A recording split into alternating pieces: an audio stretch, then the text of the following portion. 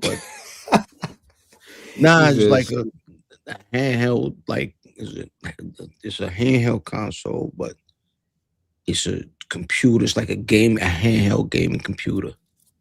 okay.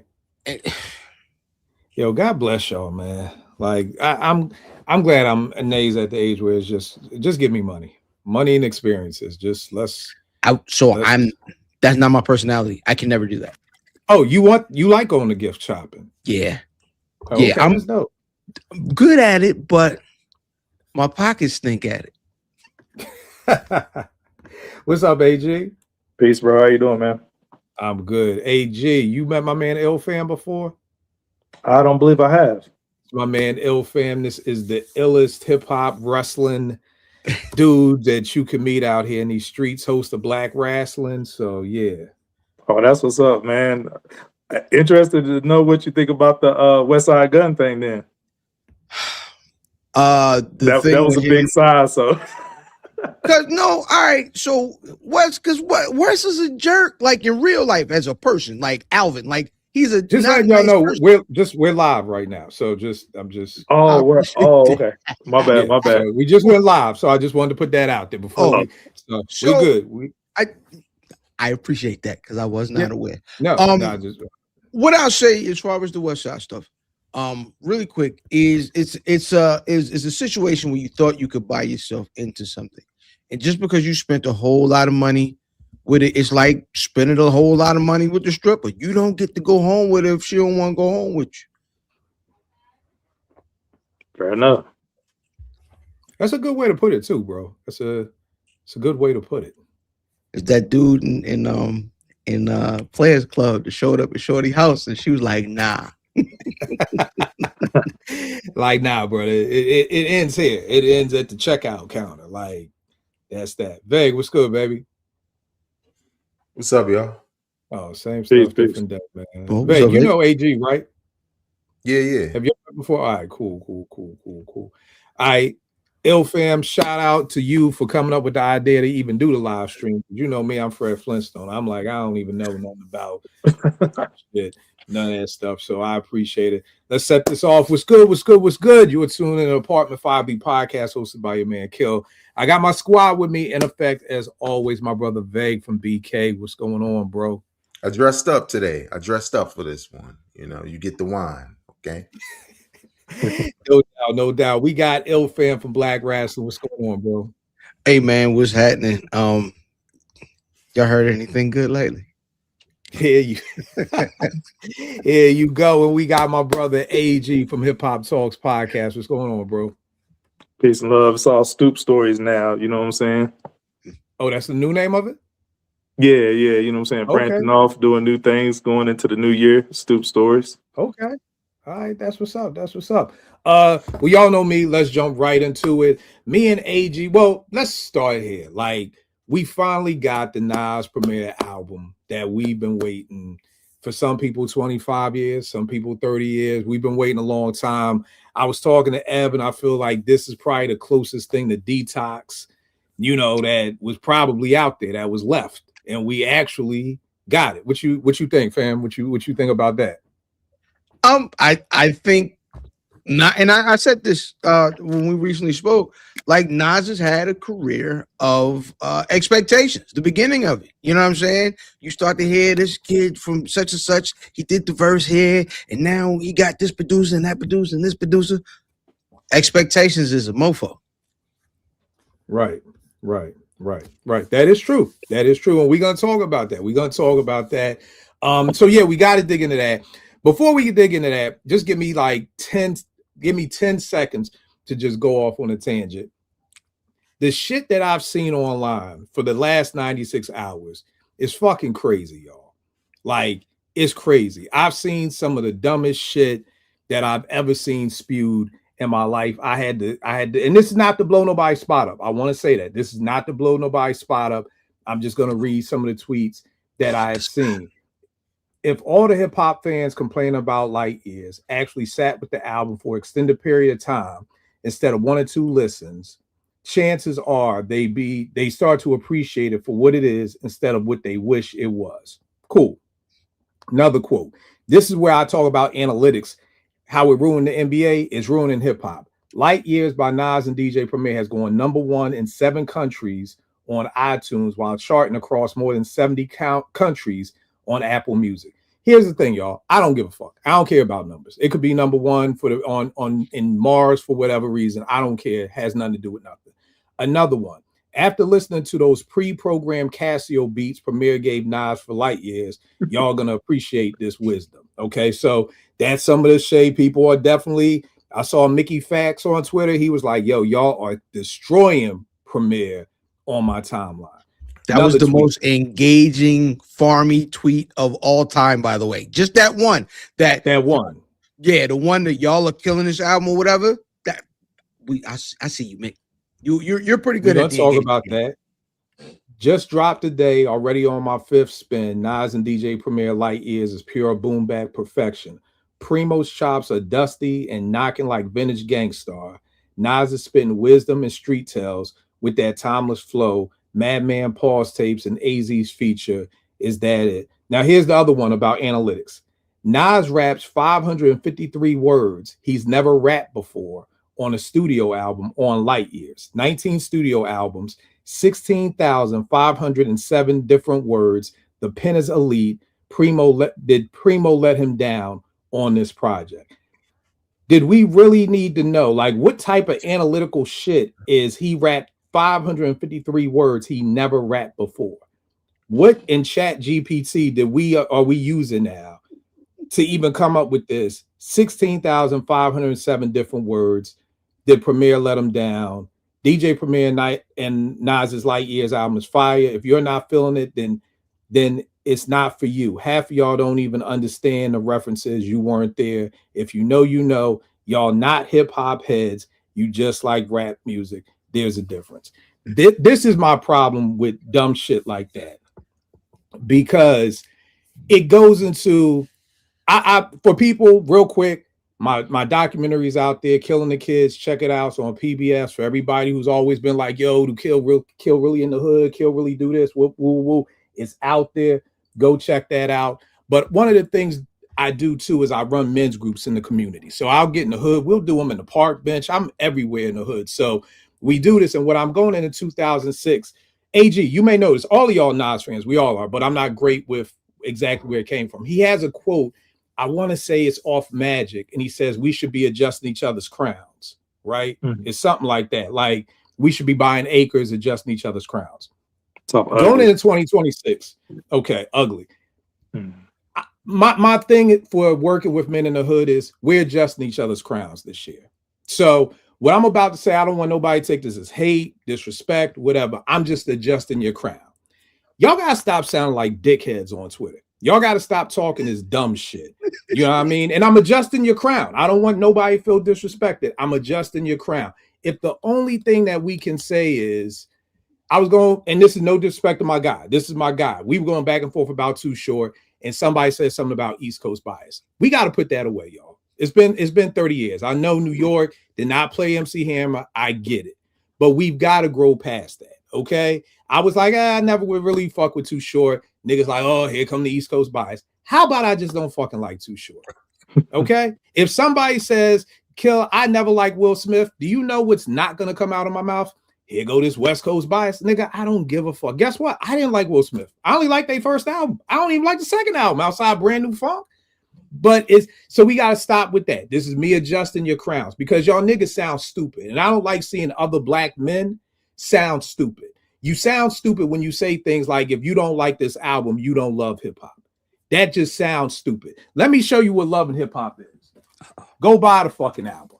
Because 80-90% of you motherfuckers out there talking all this shit ain't gonna buy the album, ain't gonna support the artist. So I'll say that. If you think me not liking the album means I don't love hip hop, how about if you don't buy the shit, you don't love hip hop? So again, we're just adjusting crowns today. So some of the shit that I've seen, oh, if you don't like these beats, you've never listened to Gangstar. And if you don't like this, why the fuck, when did niggas get so sensitive? Like, what the fuck? Like, it's so overly dramatic. If you don't like this album and you don't like the whole culture, we're adjusting crowns, y'all. No disrespect. We're adjusting crowns right now. Y'all niggas have got to stop sounding so fucking dumb. Because the scary part is some of y'all niggas is married. Some of y'all niggas have children. And I don't want this stupidity to pass on to the next generation. So we got to nip this shit in the bud. Read some books. Every episode of 5B, I'm pulling out a book. Here's a fucking book for niggas to read this week. Dilla time. Read a book. Get some more fucking words in your vocabulary and stop saying dumb shit like if you don't like an album, you don't like the whole fucking culture. Because guess what? When you go to the show, Nas ain't giving you no pound, my nigga. All this defending this nigga. Stop being the goddamn Secret Service. Spend some goddamn time with your children. Motherfuckers can't read, but you up here on the goddamn for 96 hours arguing with niggas about is the beats good or not, but your fucking son can't read. Stop doing it. I'm just adjusting crowns, y'all. I'm just adjusting crowns. That's all we're doing this year. We're adjusting crowns. Vague, I see you with the wine, bro. Uh-oh. Kills adjusting crowns. I'll just knock your shit off. Like you ain't. I'm sorry, man. I always say this. I'm not that old, but I'm old enough to be a kid. I was at the park jams. Y'all niggas wasn't there.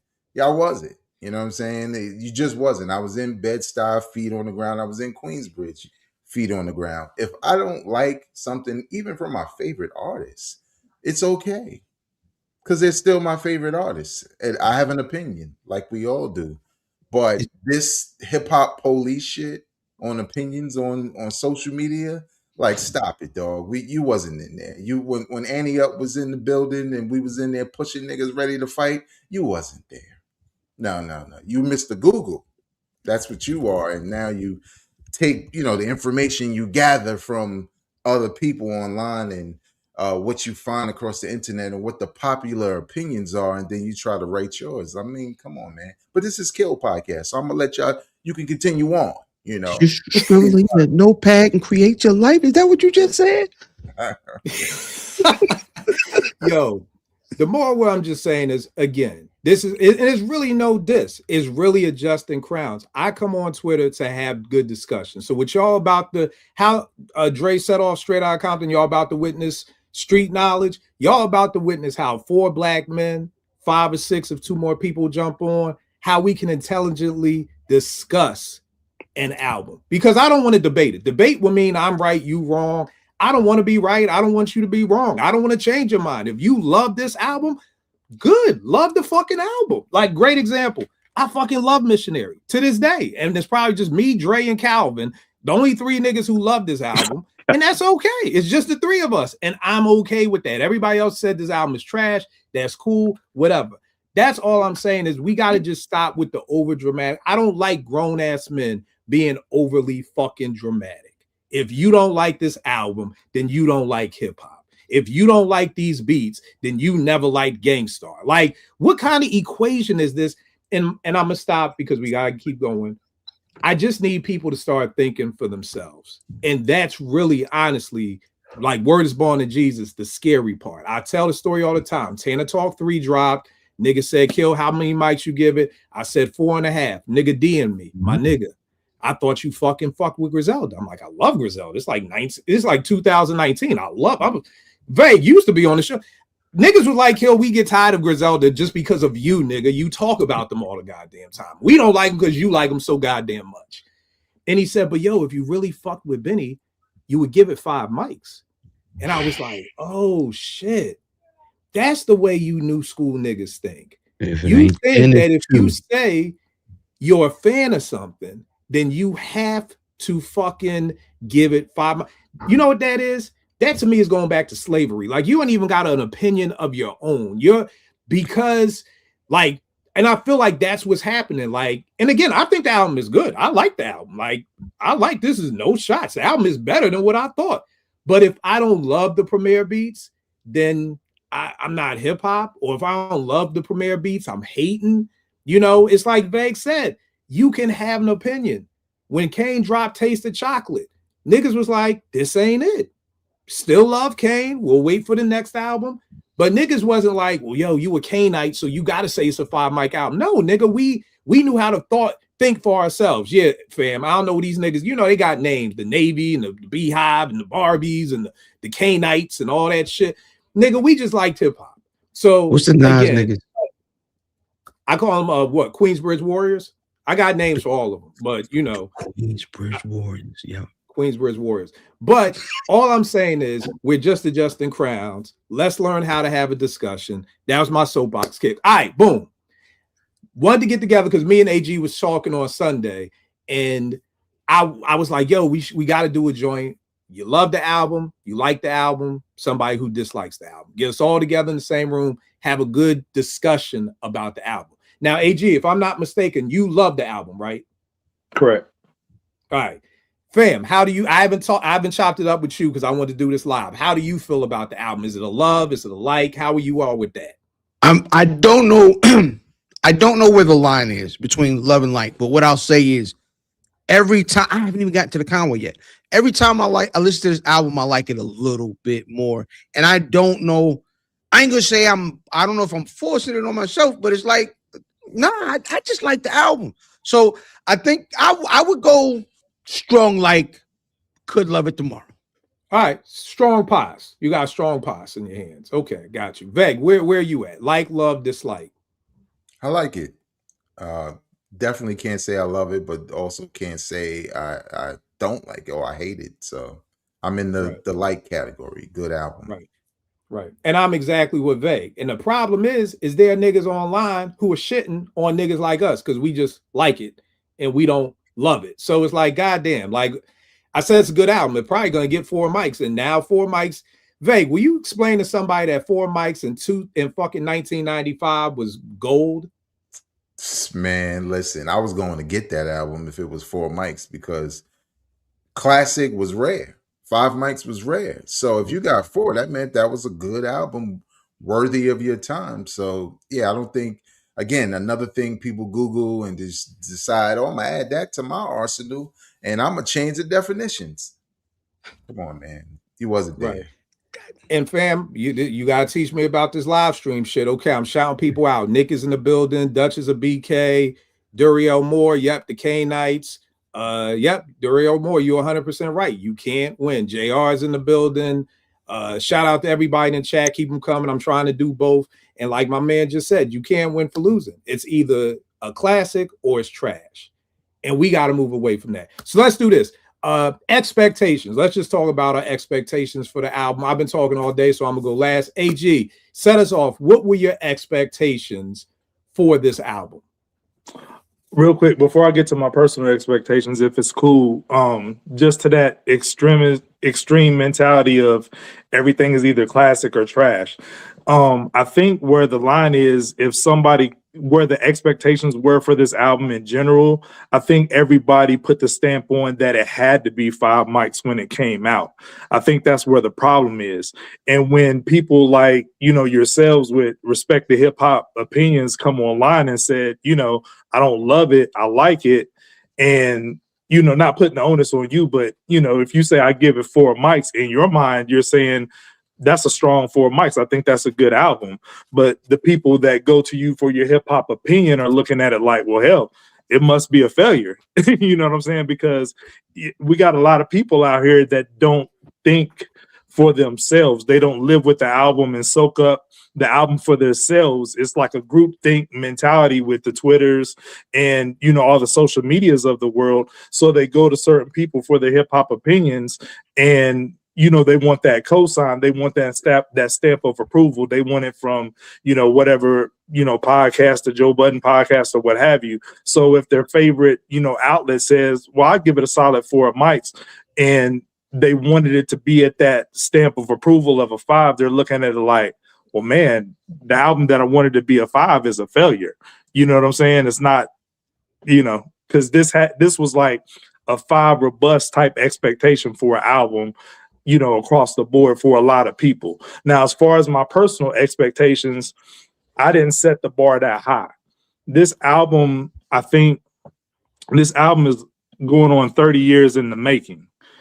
And although the album was 30 years in the making, I think people expected Nas and Preem to be who they were 30 years ago. And those are not the same thing. I think people wanted Nas to be Nas from 96 on It Was Written or Illmatic, and Preem to be Preem from Moment of Truth. You know what I mean? And then, you know, you rebut that when they say, no, I don't, you know, expect them to be that. And then you say, well, I like the song New York State of Mind Part 3. And then they say, well, nah, that ain't messing with New York State of Mind Part 1. You're referencing a song from 30 plus years ago. So the math ain't mathing. Let me say something with that. I think the problem with that is that, and I said this on the last episode of 5B, when you name a song correct after a classic song, nigga, that's on you. That's your correct. fault, nigga. If you want to go out and say, I'm gonna make Goodfellas Part 2, you've already set the fucking bar, my nigga. You might as well just say you want to make a whole new movie, because the second you say Goodfellas Part 2, that's on you. You yourself have rate. That's why when I saw Third Childhood, I was like, I don't know about this, y'all, because niggas are already, so they got to take some onus with that. Like, you got to know that if you come in the door, if Pete and CL get back together and they say, yo, we doing a Troy Part 2, from the time that you say that, just understand that that Troy Part 2 better be the motherfucking shit. Because if it's not, you can't blame me for having high expectations, because you want to go far. It's the same shit niggas do. Your album, throw a couple of duds out there. What do niggas do? Oh, Cuban Only Built for Cuban Links Part 2. We back. Oh, Don't Die Part 2. We back. Nigga, and to get back is to get people hype again, because you only do that when you dropped a couple of duds and you realize, damn, I need to get everybody back. Nothing will get a nigga back than renaming their next album after their best album. That's what they've all done. But just understand that you yourself are raising the expectations when you do that. So, yeah, niggas are going to be like, yeah, New York State of Mind Part 3 ain't as good as Part 1 or 2. But that's because y'all could have named that something totally different. Y'all could name that Streets of New York or Queensbridge. And I was going to get to that. I think if they would even say nothing. If they would have, I think it would have had a different, you know, people would have liked it a little bit better. I say the same thing about Magic 2 all the time. I think Magic 2 would have got a better reception had it been named something different. Supreme Clientele 2, I think Supreme Clientele would have got a better reception if Ghost would have named that something different. It's a lot in a name, so I agree with that, Kill. But as far as personal expectations, I'm a big Prime 1 fan. I'm a big Royce fan. So the beats on Prime 1, that's the bar that I set for Preem, because I said it's fairly recent enough. It's not reaching back 20, 30 years ago. It's reaching back fairly, like I think it's within the decade, maybe. Like I think that was maybe 2015, 2016. I think I said about 10 years ago. Yeah. Prime 2, I wasn't as big of a fan of, but Prime 1, it was damn near close to 5 mics for me. I give it about 4.5. I give it 5. That's a classic for me. Yeah, like I said, if Preem can hit that Prime 1 level on the beats, I was like, I'm satisfied. As far as Nas's task, I said if Nas can rap on the level of what he was hit on Magic 1 and KD3 on the mic, he hit the assignment for me. And then the third thing that I was hoping for was, like, I was trying to think like of a loosely based concept, because when these two get together, I was like, what could they do as far as a theme for an album? And I was thinking in my head, like, it has to be like hip hop centric, like, you know what I mean?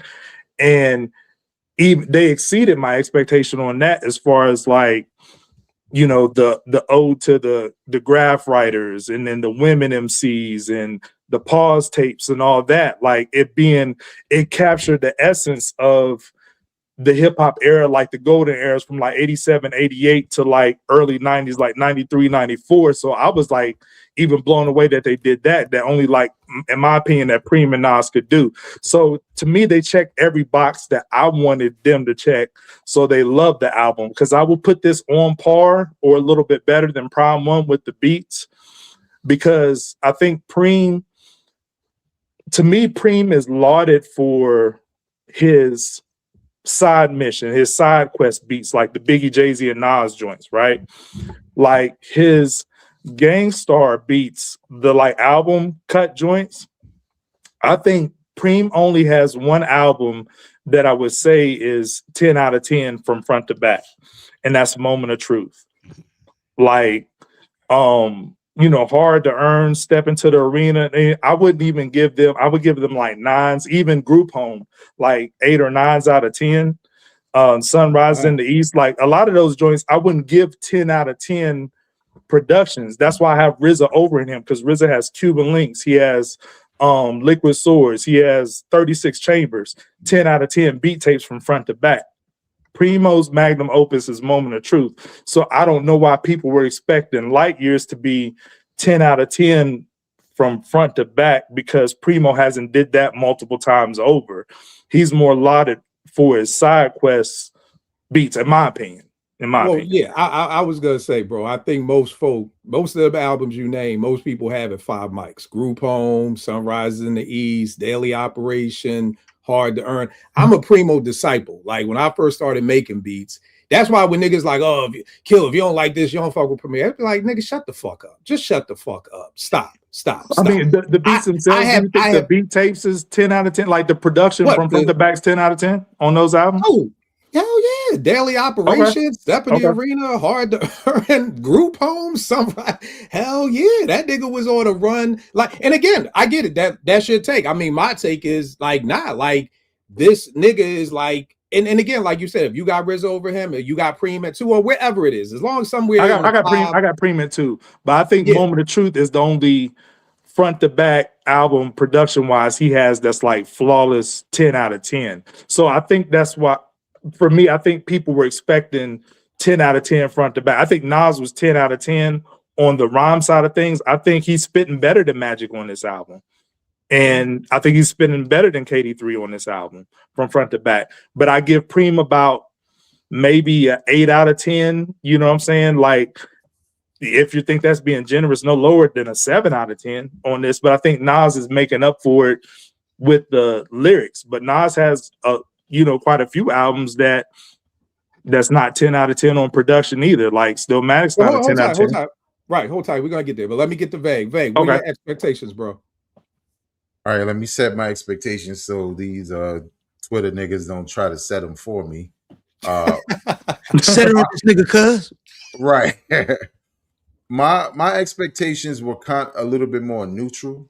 Obviously, as a longtime fan of Gang Starr and DJ Premier and all his production, whether it was within Gang Starr or within the family or Big J and Nas, sure, that was a long time ago. I couldn't have those expectations because I was still listening to Preem's production today, and not just Prime, right? Even the people he worked with who we don't really know like that. So I had my expectation was kind of low for production, and I was just looking to be surprised because Pete Rock still exists, and I know last year those beats were amazing, but I never wanted Pete better have Mecca and I was just about to pull this joint out right here. Main ingredient. Awesome. I never really had those expectations for that album, the Auditorium joint, but I was blown away by the production that he was doing today. So with Primo, I kind of knew what we were going to get, but I was kind of hoping that he would feel a little bit challenged by people, naysayers, and people who say he still doesn't have it. So that's kind of how I walked into the album. Initially, I felt like, yeah, everything isn't where it needs to be. Obviously, I listened a couple of times, and some songs that I didn't really like, especially on the production side, I wound up liking because you can't help the fact that you've been listening to these guys for years. You're going to have those expectations, no matter how old they are, and that's great. But at the same time, my expectations weren't that high, and I think one of the things is I like the fact that this album exists, that they actually did it at a time where they still could do it.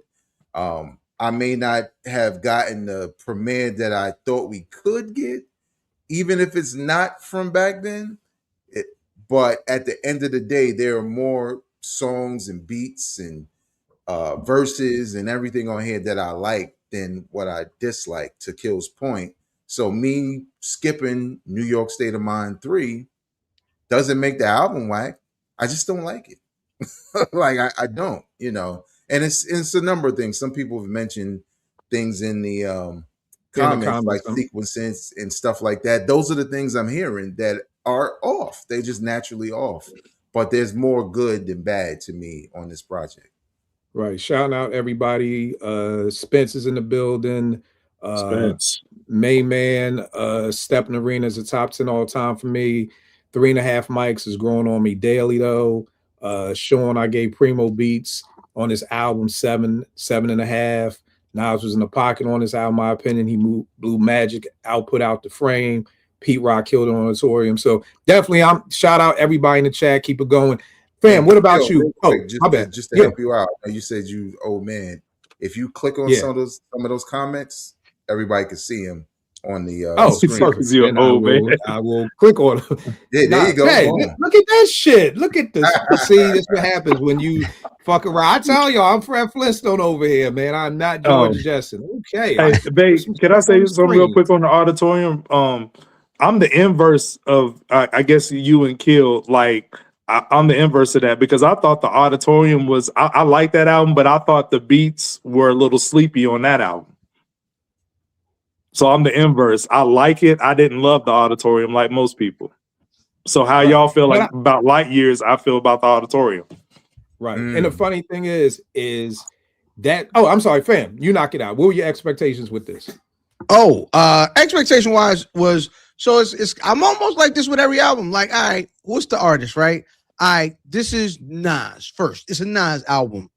You know what I'm saying? It's Nas and Premier, but it's a Nas album. So I'm already expecting it to be good, right? So you got to pass that baseline. Now you add Premier, the expectations, jump up. But what the brother said earlier is the album, this album was 30 some years in the making.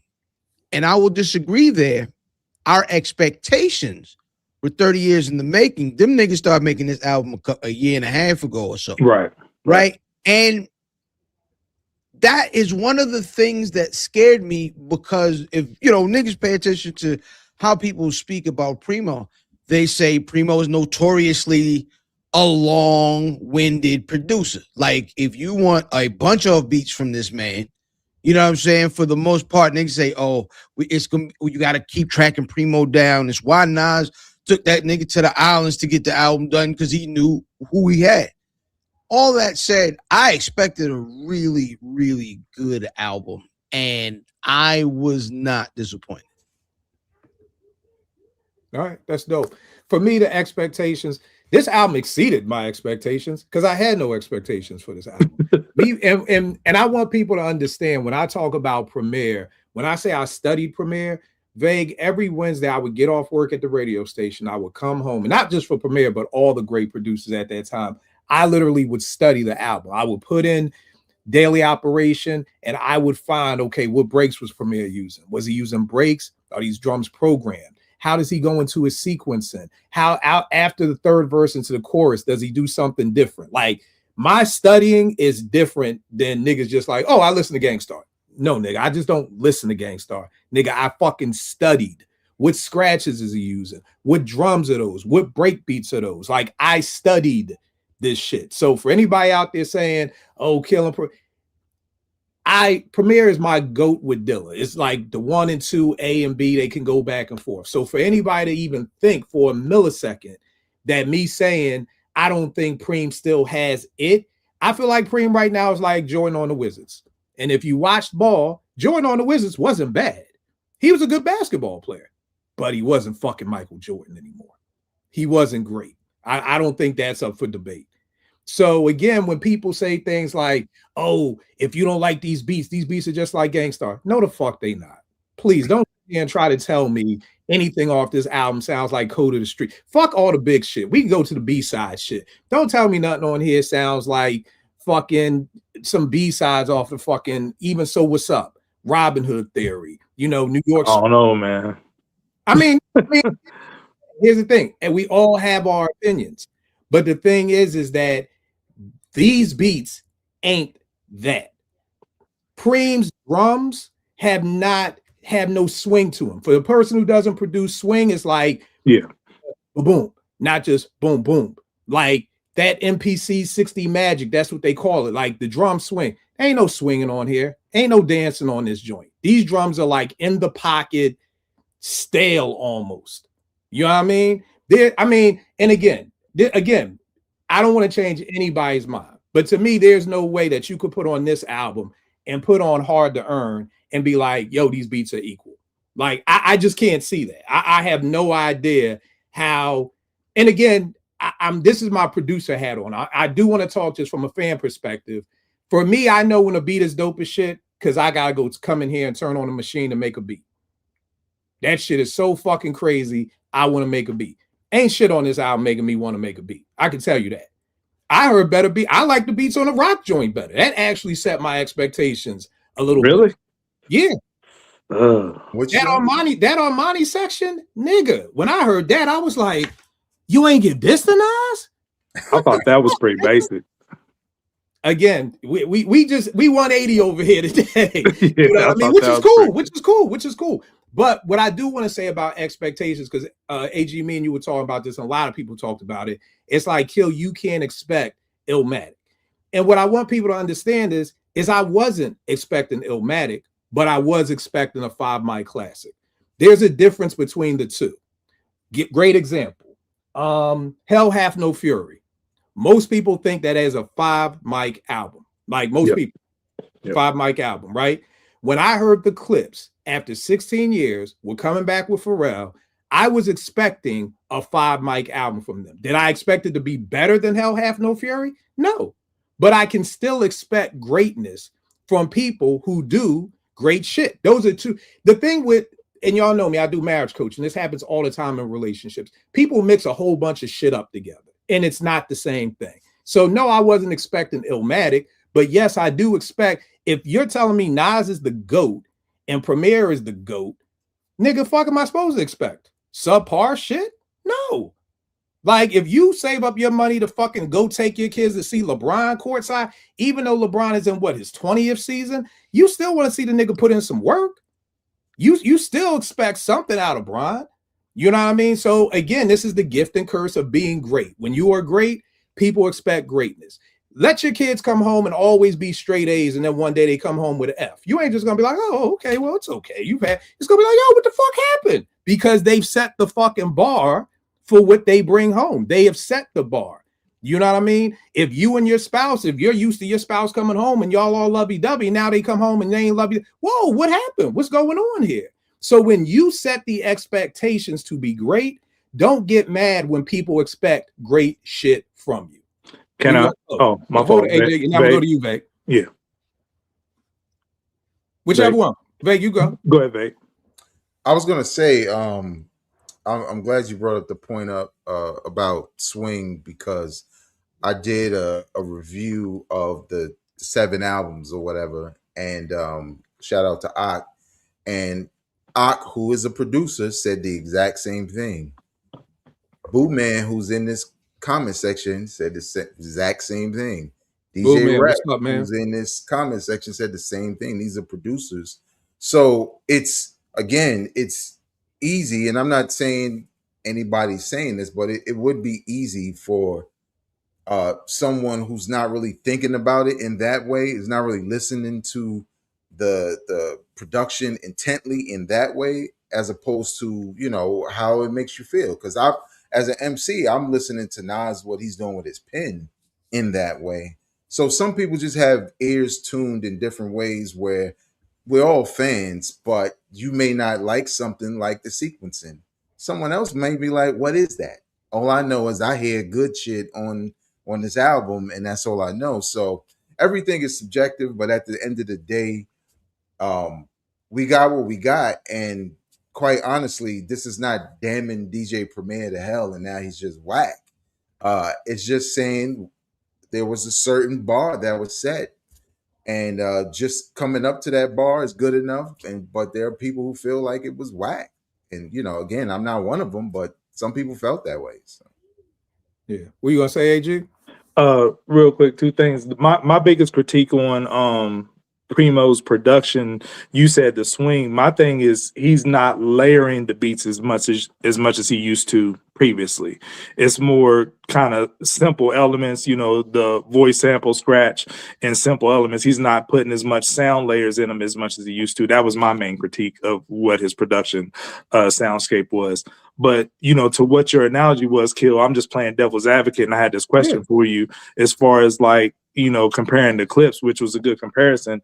But the Hell Hath No Fury and the New Clips album, Let God Sort Them Out, that's more of a one-to-one comparison, if you will, because granted, the Neptunes produced the last album, and this was kind of, Pharrell on a solo mission producing this one, and you expecting greatness again, whereas you said you wasn't necessarily looking for Illmatic, but Preem only played a major role in Illmatic, but he wasn't at the helm of the whole project, right?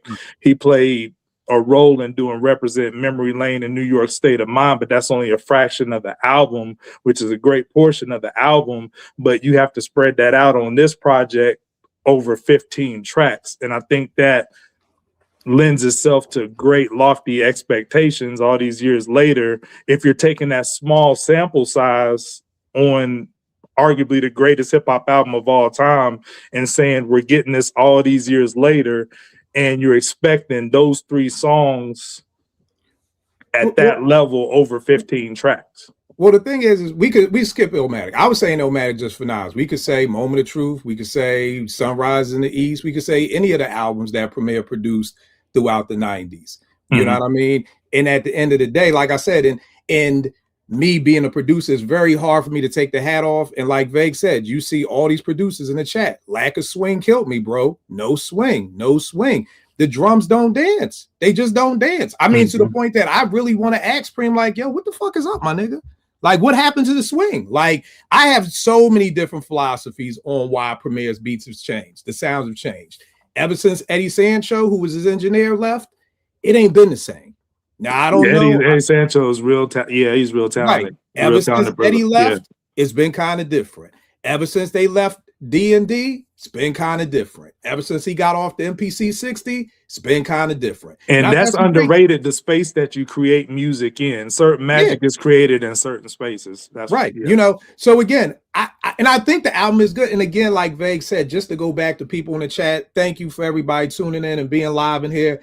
At the end of the day, if I critique you, it doesn't mean I think you're trash. It doesn't mean I don't like you. It doesn't mean, like, I've had niggas tag Premier on Twitter if I'm like, nah, I wasn't feeling the beats. I'm like, God damn, niggas, you on this nigga dick that hard that you untag the nigga? Like, but again, Premier I've had plenty of conversations with plenty of producers on Twitter. I'm not gonna be like, oh my God, Premier, you're in the chat. Okay, I'm sorry. No, nigga, like, what the fuck is up? I'm gonna be like, yo, what's good with the drums, my nigga? Like, because it don't swing for me. It don't swing. But let's do this. Now, you love the album, AG. So what I want to come with you, the question was, what are 3 things that you're disappointed in this album? But because you love it, I want to flip it. Like, what are 3 things that you really like about this album? But let me start with Fam and go around the other way. So Fam, you can say it any way you want. 3 things that you're disappointed in, 3 things you like. Hey, 1 thing I'm disappointed in, 2 things I like. But just to try to get into the realm of like, because I think we all here, there's love and there's like. So there's nobody in here that dislikes the album. Nobody's calling it trash. I think we're all at a point where 4 are better. There's no need to rumble over 1 mic to get to a 5. It's a good album. So I will say, I'll say this one thing before we get to that, like 2 likes, love, whatever. The one thing, Kill specifically, actually Kill in Vegas specifically, y'all ever seen that movie Sorry to Bother You? And if you haven't seen the movie, have you ever seen the scene where the 2 brothers are like, I hope your days are great? Oh, yeah. You seen that scene, right? Yeah. You guys, y'all are saying this is a 4 mic album. This is a 4 mic album. But if you just listen to the tone of your voice, you can hear the disappointment, right? and so in the tone, right, is coming across.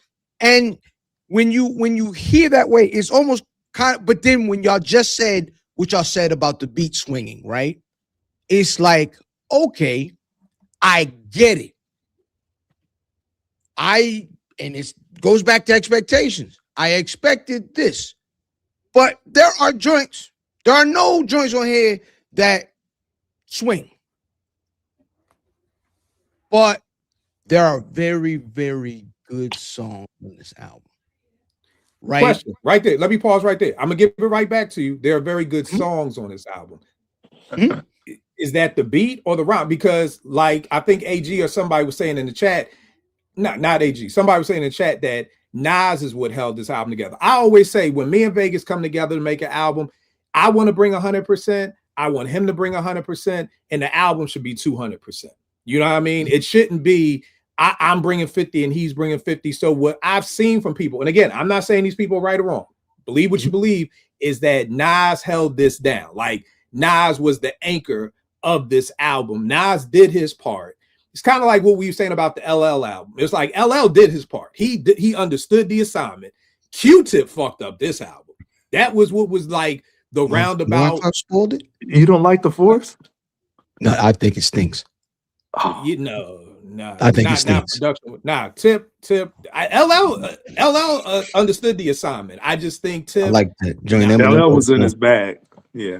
The production was okay, but LL was in his bag though. So I'm just asking you, fam, good beats or good songs? Because the song can be good. I'll give you a great example. When I heard, and again, it's hard for me, y'all, and Vague, maybe it's the same thing with you and your pen. It's very hard for me to take the producer hat off. So as soon as I heard Writers, and I'm like, oh my God, this motherfucker is using the fucking Spread Love break. Like, oh my fucking God. You're not gonna chop it. You're just gonna fucking loop it. And again, the average civilian has no idea what the fuck I'm talking about. Your ears Spread different. Love break. What the fuck Yeah. is the Spread Love? So break beat people have been using since I was in motherfucking middle school. So, but here's the thing, you know what? But Nas annihilated that writer shit. The way he's spitting, that nigga brought that shit home. But again, I it's like you said, I get the question. I'm just asking, you said that they made good songs, but were the beats good? No. So if a beat is whack, it's not for me. If the beat whack, the song ain't good, right? Okay. All right. Just asking.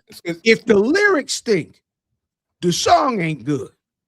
If it's rap, that, you know, anything else is different. But I feel like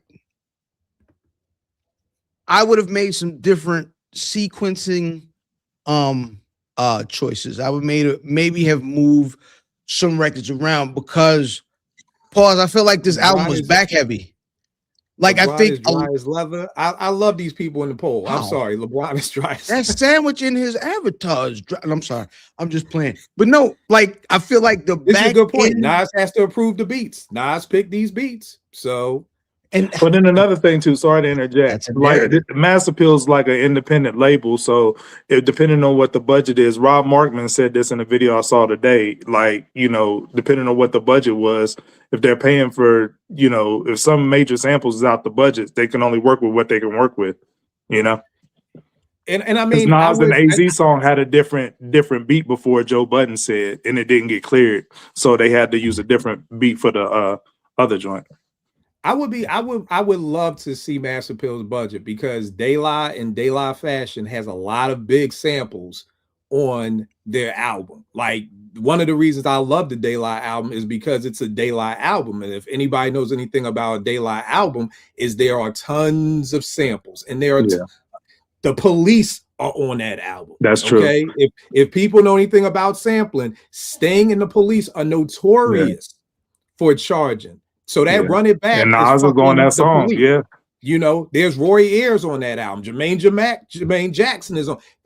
There's a ton. So I would just be intrigued to know, like, and again, the sample may have not have been clear, not because of money, but just because the person who owns it just was like, nah, I don't like what the fuck y'all are saying on it, so I'm not going to clear it. You know what I mean, too. So, but I'm sorry, fam, keep going. I really liked the intent of the album. It might be my favorite thing other than like Nas's rhymes. The intent was, there have been a lot of good music over the last year, right? This project specifically pointed culturally, because rap music doesn't point culturally at hip hop much. It's just, oh, we're trying to make good songs, right? This specifically was pointing at culture and saying, yo, graffiti writers, female sheet, like the process, you know what I mean, the pause tapes and there was a very intentional feel. They were trying to make you feel hip hop, right? And it's probably why you got the break that you was mad that he used, because I think all that stuff was done on purpose. These niggas was like, I want this to smell like cedar and Cedric. Like, I want this to be like, you know what I'm saying? And I think that was their intent. And that might be one of my favorite things in this album, is that what they were trying to do is make you remember, yeah, we all love rap music, but hip hop is a culture, and it's the thing that made both of us legends into what we are. Right. Let me say this real quick, because Will Music 6090 said it. And before y'all get carried away with this whole no swing thing, understand it's 2025, not 1995. They obviously wanted to try to reach the youth with this album. Keyword I don't like in this is obviously. Obviously, they're not trying to reach the youth. Do you think Nas and Premier made an album for the fucking 25 and under crowd? They don't fucking know who not. I work with kids, everybody. Remember this, people. I work with kids from pre-K all the way up until they graduate college. So from fucking 4 to 24. My kids don't fucking know who no Nas is. They don't know who no Premier is. They're not making this music for the youth. This is not obviously, people still use swing. If you like the De La album, maybe we should do a live and I can break down this shit for everybody. Because we can go over some of these Mobb Deep beats. They still use swing. This is not swing is played out. Nobody does that shit no more. Nah, nigga. It's like Jordans. We don't rock Jordans no more. It's not 1992. They was not trying to make this album for the youth with this album. You know what I mean? This was for, like Fam just said, this is for hip hop, which is one of the reasons why I love it. Fam, you make a good point, because you're right. I am disappointed because I didn't expect much. But then the week of, I was super hyped, and I was like, yo, that might be my fault. These niggas could, probably is, but these niggas could give me the 5 mic, because again, I got it. I got it with this.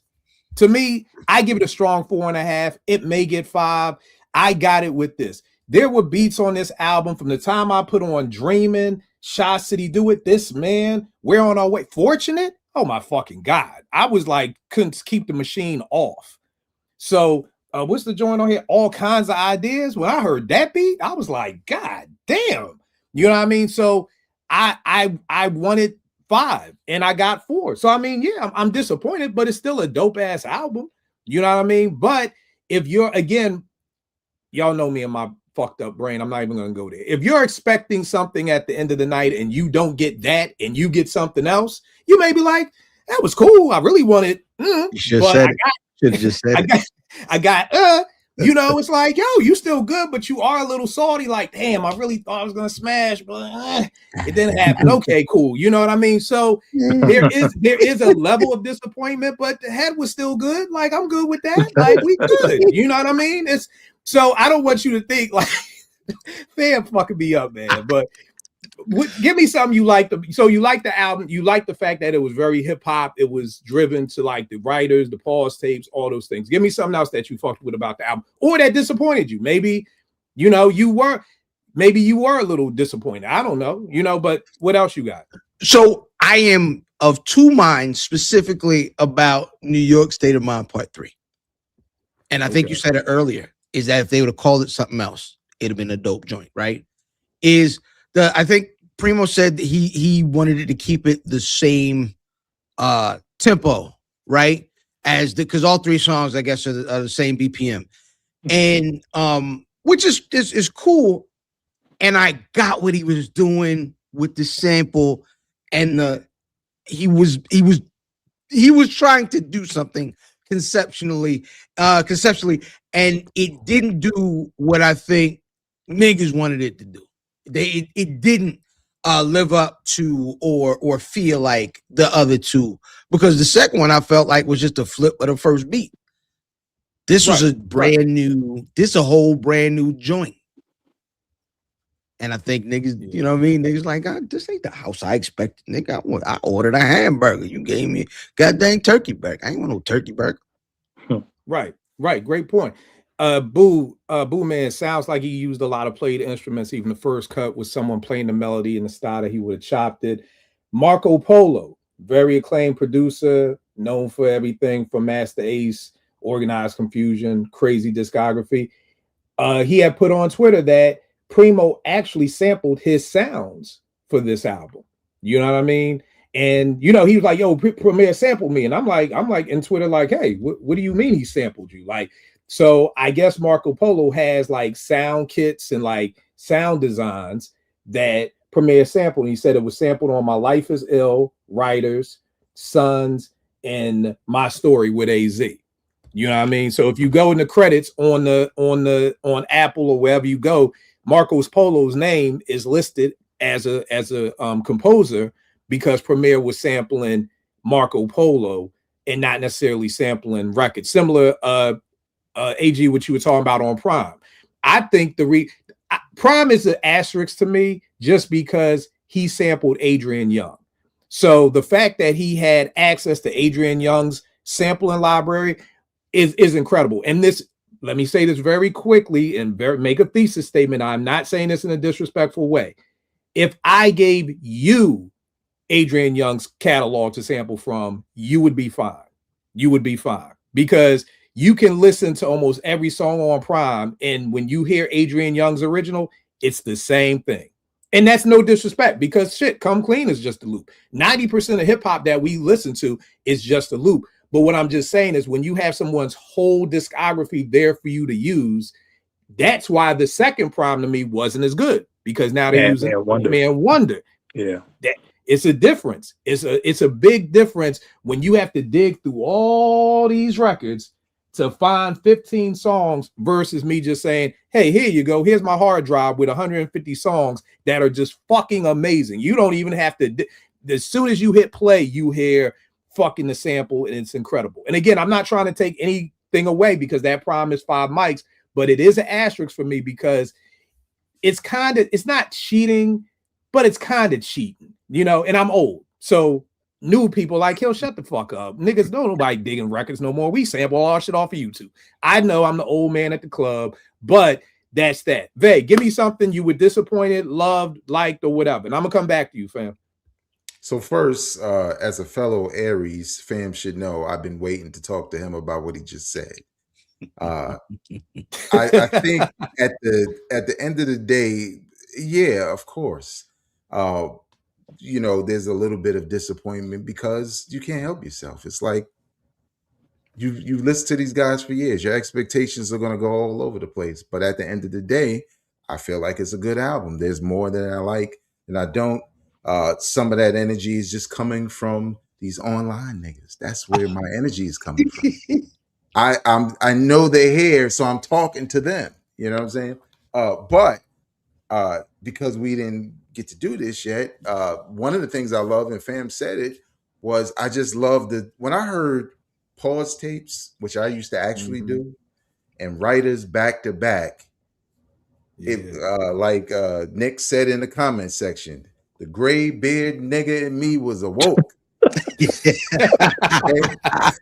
I was up. Once I heard that, I was like, oh, and it wasn't about the production. Like fam said, it was just about, for me, like writers, for example, I'm like, damn, Nas really did a whole song detailed. He didn't just say graffiti or elements of hip hop, a detailed song about, he called them writers, right? Everything, keep bombing. That's a lingo. So I know some of y'all hit the Googles like, yo, what you talking about? Because you don't know. You don't know. But yeah, man. And like the homie who said earlier, I will, whatever. Like, yeah, there are kids who love this brand of hip hop, will learn from it, but they made it because they're of it and they're from it. And some of us are also. So I just love the fact that what's the other joint that was like Junkie? Like I like records like that because it's like, man, he was really in that I love hip hop bag. Let me just get in that mode. which was the same mode that Pete Rock and Common were in for the Auditorium. They said this numerous times. So that was one thing I loved. The other thing I just love that Nas was this creative at his age. He didn't have to be. He didn't have to have he could have mailed this in. He could have just rhymed words together. I'm rich, you're not, whatever. He could have just been on that. But to do all these different things, to shout out the ladies of hip hop in a way that they've never been shouted out, unless it was them doing the shouting out, like Ladies First and Ladies Night and all of that. Typically, it's not nobody of this caliber doing that. So I just kind of love the fact that he was thinking beyond, what he's done before and stuff like that. And also I liked what's the joint? You see Boo Man, you see Boo. Well, Boo Man said Primo old drums would rob his new drums. Oh, this is true. This is true. Ab, what's going on, brother? Peace, y'all. What's going on? Peace. And the last thing I'll say is what I liked about the album. I just like the fact that it exists. Again, like I said earlier, I like the fact that they did it. They did it for hip hop. You know what I'm saying? Some of us may have had higher expectations than others. Nevertheless, we're talking about it. Some people love it. They're going to buy the vinyl and go to the shows. And the rollout was crazy because they were at the NBA Cup the other night. You know what I'm saying? With AZ. So I just like the fact that they did this. It caps off this 7-album run. And for the most part, I was satisfied. So sounds like the type of album that a guy who funds the hip hop museum would make. Yeah, what's going on, good brother? We just sitting in here talking about the album. What's your take on the album? You've got AG next to you who loves the album. Fam is kind of in the middle between like and love. Me and Vegas are a strong like. Where are you coming in with this album? I'm a strong dislike Hill coming in from the rear. Strong dislike. I already knew where you were going. Don't do it. Ev, you can't say shit around this nigga. It's pause. You can't say I just came outside. Pause. Say whatever around me. Pause, I just put my P hat on. Oh, pause. A P hat. Come on, nigga. A P? You got a penis hat? Come on, man. So that's not you said you coming in from the rear. When you said you coming in from the rear, I was like, I already know there's a pause coming right now. Yeah, man, it's I give it 2.5 out of 5. Damn. My issues with the album is, well, number one, let me not start there because I told Kill when I did this, I didn't want to come in and just shit on the joint because I think it's an important project. Nas has done a lot for hip hop. I think the way he's representing himself on this album is pretty dope. I like conceptually, I like the concepts of the songs. I don't necessarily like the execution of what Nas did lyrically. I don't like the execution of what Primo did beat wise. It's not trash. It's not a trash album, but to me, it's not really a good album. That's the reason why I put it like a 2.5, maybe a 3. I think 3 is kind of a stretch for me a little bit, but yeah, man, just I give a quick thing because I'm sure y'all went through everything. No, we got comments over here, so we just. Oh, okay. Yo, man, and I agree with this person right here, man. I always say Preem's best work was with Eddie Sancho. So when Eddie Sancho left, I don't know what happened to the sound, but the sound definitely changed. As a person who does mixing, I would say a mixing engineer is definitely an important thing to have on any project. But as far as like what Nas and Preem did, I feel like, I don't know. I don't know if it was rushed. I don't know if not. I don't know. Kill, you said, you've mentioned that, Nas probably wasn't necessarily all the way into the album, all the way excited to do this album with Primo, which I agree with. I don't understand. Like I've heard other Nas things. His delivery on this album and some of the writing, I'm not a fan of it. Not a fan of it at all. But conceptually, I like some of the concepts of the song. I think some of the concepts of the song are really dope. I just wish they were executed better. And as far as Preem, it's hard for me to say this because Preem has been as sure as most people, one of my top producers of all time. So, you know, everybody has a hit and a miss, but I feel like I'm getting a lot of miss from Preem on this particular album. So, like I said, it's not trash, but it's not nothing that I'm going to listen to next week. I'll be honest with y'all. I'm not going to do it. Now, I can't say to echo Ev's, this is an album that I won't hold y'all. I'm making myself listen to. Like, I'm making myself go. De La, perfect example of an album I am not making myself listen to. I wake up every morning. I love it so much. It's my wake up ringer. Like 3 of the songs is, I don't have to make myself. Whereas with this album, I'm like, let me tap back in with this Nas. Let me give it another run. Like, let me give it another run. And I like it. I like it, but I can say that this is a 4 mic album that I could probably tell you 6 months from now, I'm not going to be listening to this. Like, you know what I mean? Like Veg said, I think Writers is amazing, what he did with it. I mean, shouting. I mean, I think that's flat out amazing, but there are some great songs on this album that I would pull to like make a best of Nas mixtape, but I can't see me listening to this album a year from now. Like, and I think what Fam was talking about, to me, that's some of the disappointment maybe in my voice, because I know I'm gonna be listening to this Clips next year. Shit, I'll be listening to this Clips. Shit, my whole family loves this whole fucking Clips album. I know I'm gonna be listening to this Common Pete next year. You know what I mean?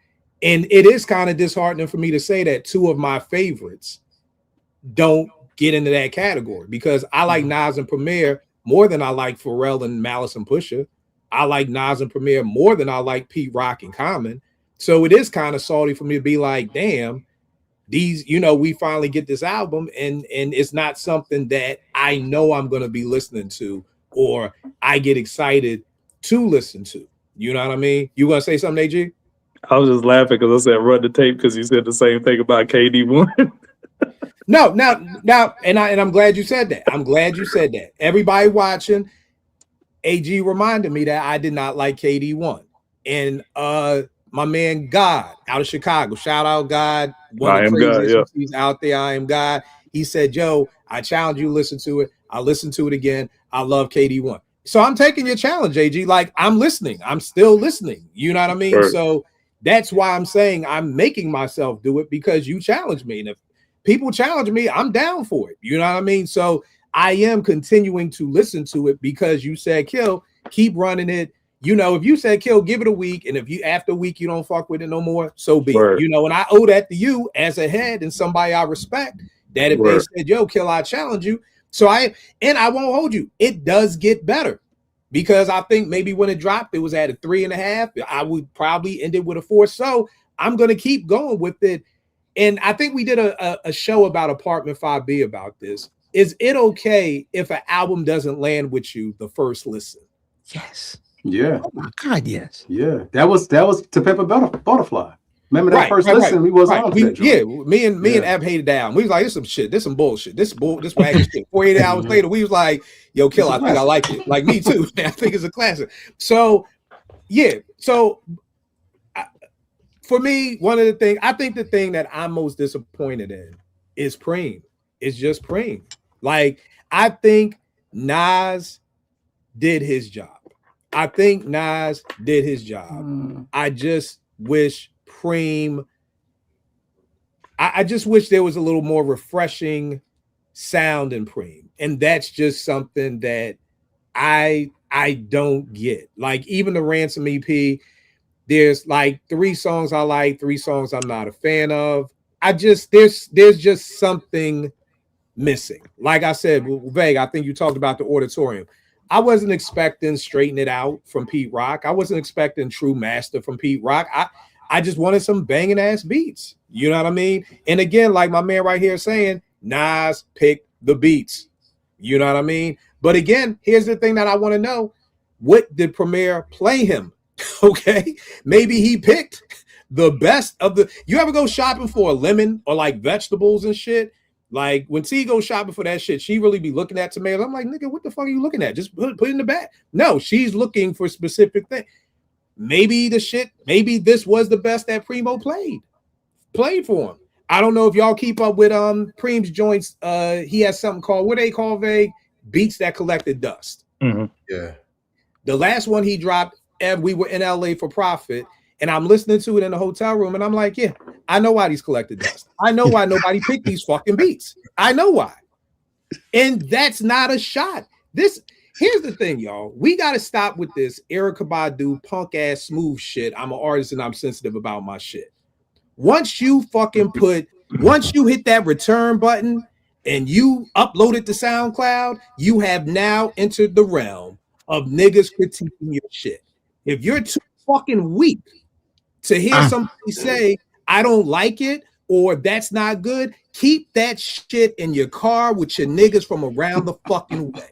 But Hold on, Kill. Because if it were just a situation where niggas was like, oh, I heard it and it's whack and it comes from certain places. But now, right, with the addition of social media, is niggas were listening to have a take on the album, right? And you saw it. Like, I know I saw it. Yeah. Is niggas was like, it was 12:01. And niggas said, oh my God, knew it. This nigga, like, it was 12:01. I'm like, how you already have the opinion at 12? And it was like, niggas are listening. And that's what just happens, right? Is some folks are truly like listening and be like, dang, I wish this was better, or dang, this is dope. A lot of niggas come on here and be like, you know what I really could say? I could say, man, Primo's getting killed on this album. Like, you know what I'm saying? Like, and that's what I feel like a nigga like Mickey Facts. I almost said Mickey Free. Mickey Facts. Why is too much Dave Chappelle, nigga? But like, I feel like so yes, you put your art out and now it's out in the world and there's nothing you can do about it, right? But I would say some of the folks that are giving their critiques, specifically the niggas on Twitter or X or whatever you want to call it, are there not with like a genuine like critique of the album, but you see a lot of niggas with just takes. I'm getting takes off. Right. Can I say something to that? Yeah, give me one second. No, go ahead, Kill. I saw a nigga who on Monday already had this as the album of the year. I said, God damn it, nigga, ain't dropped yet. How the fuck is it album of the year? And it's Monday. It don't drop till Friday. He said, because I got so much goddamn belief in them niggas, it's the album of the year. I said, God damn it, I hate you, Twitter motherfuckers. AG, what you got, bro? I think I got a theory and I want to ask y'all about it. All right. So it's twofold things. Remember when the Twitter reveal came out that a lot of these hip hop accounts was like in Indonesia and all that? You know what I'm saying? I'm putting cases out on a lot of these hip hop ads tweeting or whatever, because a lot of these same hip hop accounts that's tweeting that they hate the album and Premier sucks and all this is the same cats that refused to listen to the Hit Boy run and was saying the Hit Boy was whack because they were saying, yo, Nas needs to link up with Premier. He needs Premier. Get away from Hit Boy. This 6-album run or whatever, what have you, is whack. He needs to get with Premier. And as soon as he gives us the Premier album, because we kept, asking for it, then it's like, oh, he needs to run back with Hit Boy. So, Elon or whoever needs to do another Twitter reveal on them, you know what I'm saying, to like expose them or whatever and dig up their old tweets. So that's one side of the thing.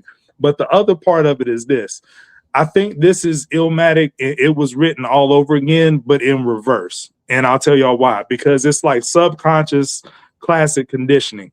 Because going from one thing to the next is jarring. And I think the Hit Boy sound over 6 albums in such a short time span in 3 years, regardless if you rock with Hit Boy or not, if you was tapped into that sound, that lush, production and the soundscape, you know what I mean, and the layers of his beats or whatever, even if you're a Primo guy, if you got locked into that sound that Hit Boy was providing for Nas and he was in that pocket, if you're like a boom bap Primo guy and then you resort back to the stripped down boom bap sound of what Primo was supposed to be giving Nas, and they really haven't tapped in with each other since Second Childhood back in 2001. Because I mean, if you know, Beat Breaks and Define My Name is really kind of like warm-ups for this, if you will. They haven't tapped in really since 2001.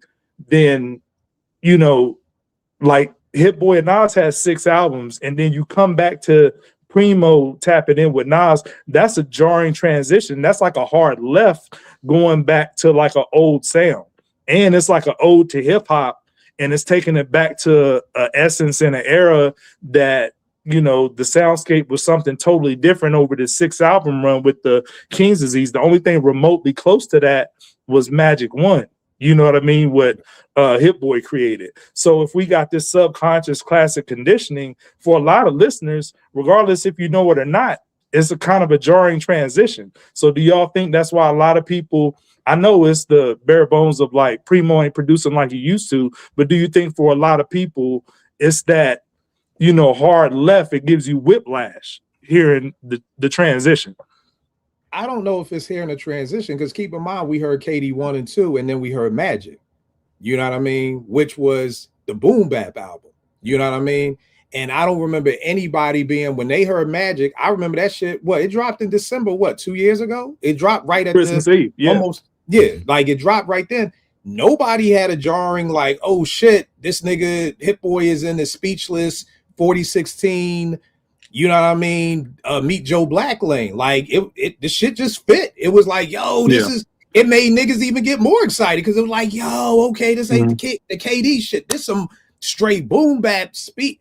So Hit Boy doesn't really have a style. He's a chameleon. He like does, which is dope. Which was dope for him, because I gained a lot of respect for Hit Boy over this 6 album run, because he was able to go into his boom bap bag. I just think, to your first point, I think it's one of those things where people like a name. That's just what it is. Okay. Toyota and Lexus, same fucking company. Yep. But niggas will pay $30,000 more for the Lex than the Camry because of the name. Infiniti, Nissan, same shit.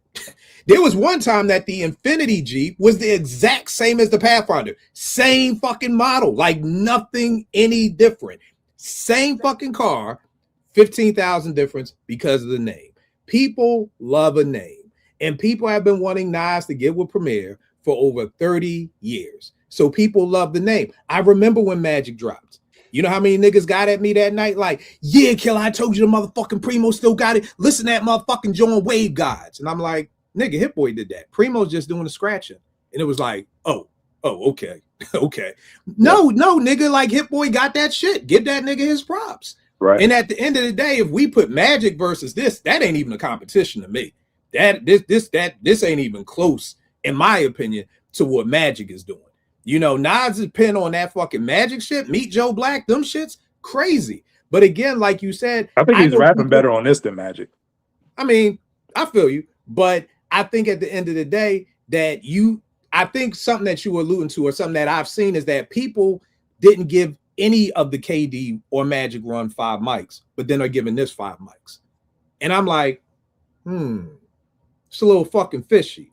And it all comes down to a name, Premier. One of my homeboys is a big Ninth Wonder fan. He came over to the crib once. You know what I did? I played him my fucking beats, and I said they was a Ninth Wonder beat tape I got. This nigga's jumping up and fucking down. This motherfucking Ninth Wonder's the fucking GOAT. He's the best goddamn producer ever in the fucking history of the world. I told you, Kill, you always fucking hating on Knife. Motherfucking nicer than you. Nigga, they my beats. You a rotten nigga, man. I'm a rotten ass nigga, because sometimes you gotta do shit to niggas. Because guess what? Niggas be lying. Niggas be on niggas' dicks. Okay? Wow. So when I said that they was my beats, it was like, oh, you got some shit. No, nigga, I don't got no shit. I'm the GOAT, motherfucker. I'm the best producer fucking ever. That's what you just said when you thought they was Ninth beats. But then when you found out they was my beats, I just get a pound and I got some shit. Nah, my nigga, get off that nigga dick. So at the end of the day, people just wanted this Nas and Premier album. I swear to you, AG, on my life, right hand to God, Nas, Preem could have beatboxed for fucking 10 songs. And niggas would have been like 5 mics. 5 mics. Just because it's Premier. I beatbox on one song, shit whack. Kill can't beatbox no more. Fuck wrong with this nigga. Primo do it. Oh, fuck it. Up, no, 5 mics. 5 mics. Gotta give Primo 5 mics. So I don't think it was anything jarring because there were no complaints when Magic dropped. Not one. I did not see one tweet about anything negative about Magic. Veg, did you? No, not Oh no, at I. all. Oh, It my seemed bad. like everybody was, agreed that it was a really dope album. And again, to that point of Wave Guys, that's the most primo sounding beat that didn't really sound old, and that's kind of what I wanted Primo to do. Was again, he can try new things. I'm not telling he's an artist at what he does, so I'm not telling him to try new things. But that's an example of the freshness of how production can be. And again, I hear everybody, maybe that's what Nas picked, maybe that's what Primo gave him to pick from. You don't know. We know what we got, and we have Right. opinions about it. So Right. And I think the other thing, the reason why for people watching, a lot of people thought Preem did Wave Gods because he uses the same drums Primo used for Group Home's Living Proof. So that's one of the reasons why people thought, oh, Premier did that joint. And then you hear the scratching. So I get the equation, like, oh, those are the drums the Premier used for Living Proof. Oh, the scratching. Kill, I told you, Primo still got it. No, that's not Preem. It was the same thing with Nas Locomotion. Niggas were like, oh, Large Pro killed that beat. Nah, nigga, that's no ID. Nah, Large Pro did that because he talking on the course. No, Nas called the nigga Large Pro and said, come to the studio. Don't bring your SP12. Don't bring no drums. Matter of fact, nigga, I just want you to talk. Word? You just want me to talk? Like, to me, that's like, tell me you don't want me to be on your album without telling me you don't want me to be on your album, nigga. Like, you want me to come to the studio and just talk? Nigga, I'm a producer. AG, that's like if you were chef and I say, yo, AG, come on the crib. Okay, Kill, what you want me to make? You want me to fry chicken made back to nigga, can you just stop and get the ice cream? Can you just stop and get the ice cream on the way over? Like, that's it. That's a hint and a half, nigga. We don't want you cooking no more. Because if we did, we'd be like, yeah, bring the fucking potato salad. We love it when you make the potato salad. Nah, nigga, just come and just talk on my song. Bro, what's good, brother? How you feeling about this album, man? Like it, love it, dislike it. Where you at? Y'all hear me? Yeah, you good. I like it. I didn't at first. I ain't gonna hold you. The first listen, I was like, man, I don't know. But as I listened and listened, yeah, it's good. I like it. It's not 5 mics, but I like it. All right. Were you disappointed? Initially, yeah. But like, I had to like give it more listens, and then I had to like think it was like the expectations and all that, like, but I had to like really think back, like my expectation. I got caught up in it because initially I'm like, I don't know what people expect a Nas and Primo album to sound like in 2025. Like what are we really expecting? So when I kind of came to that realization, and I just listened, it's dope. It's dope. But let me ask you a question, bro. Do you remember when you found out the sample from Common's Fortunate, how hype he was, and you called me? Yeah. What did you think of the Auditorium? The album, I loved the album. You loved it. Yeah. Producer from Premier's days. Yeah. It's like I just want people watching to pay attention to this. Premier and Pete kind of popped up on the scene around the same time. Common and Nas popped up on the scene around the same time. I think on the Auditorium though, I think Common did pretty good, but I think Nas did really good on his album, you know what I'm saying? And then I think Pete did better than Premier. Like, it's like the reverse. Right. It's like, yeah, I agree with that. Yeah. So it's a wash. What, the albums? You mean like they cancel each other out? Yeah. So if you saying you favor if you favor Pete Rock on the production side on the Auditorium, if Nas is out rapping Calm on, you know what I'm saying, Light Years, then it's a wash, essentially. It's just all in what you favor, you know? Yeah, if you use that equation. My equation coming from Morgan has always been, I got to drive from Morgan to Philly, and I can only take one CD. if I can only take one CD, I'm taking the Auditorium. It ain't even. You're a producer though. No, but I mean, even with my hip hop producer hat off, I think the Auditorium is a better album than this one is. You listen to with a producer here, though. That's what I'm saying. I mean, no, but I'm just saying, even again, Nas is a better MC than Khan, but Khan is spitting on this. Yeah, he's spitting. This is the best that I've heard. Khan. So again, if you use the equation of Pete did better and Nas did better, so then it's an even, but then it still comes down to if you got to drive for 3 hours and it can only take one CD. You're saying it's a better marriage. I'm saying that this is I'm saying it's a better marriage for me. And I know for you, you're the exact flip. You would take the light years joint. Yeah, I just think the beats was sleepy on the Auditorium for me. Like, and Pete, I think the soul sample lends better for his longevity than Premier style, over a long period of time. But Pete's in my top 10 still, but the Auditorium just came off a little sleepy to me though. But and that's kind of Calm's voice, and then how the style of the beats were. But it's still a dope album. I had that album at about a 4.5. So all right, the Auditorium, as far as a production, I'm not saying, because I think the production was good.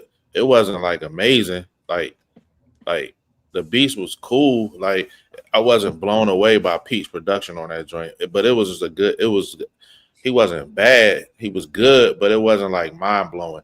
That one sample was mind blowing to me because of where he got it. How he flipped it. You know what I'm saying? So yeah. Vague. What did anything else? What did everybody else think of that album though? I ain't. What, the Auditorium? No. AG loves it. Fam loves it, likes it with a pass. Me and Vega like it. Ev dislikes it.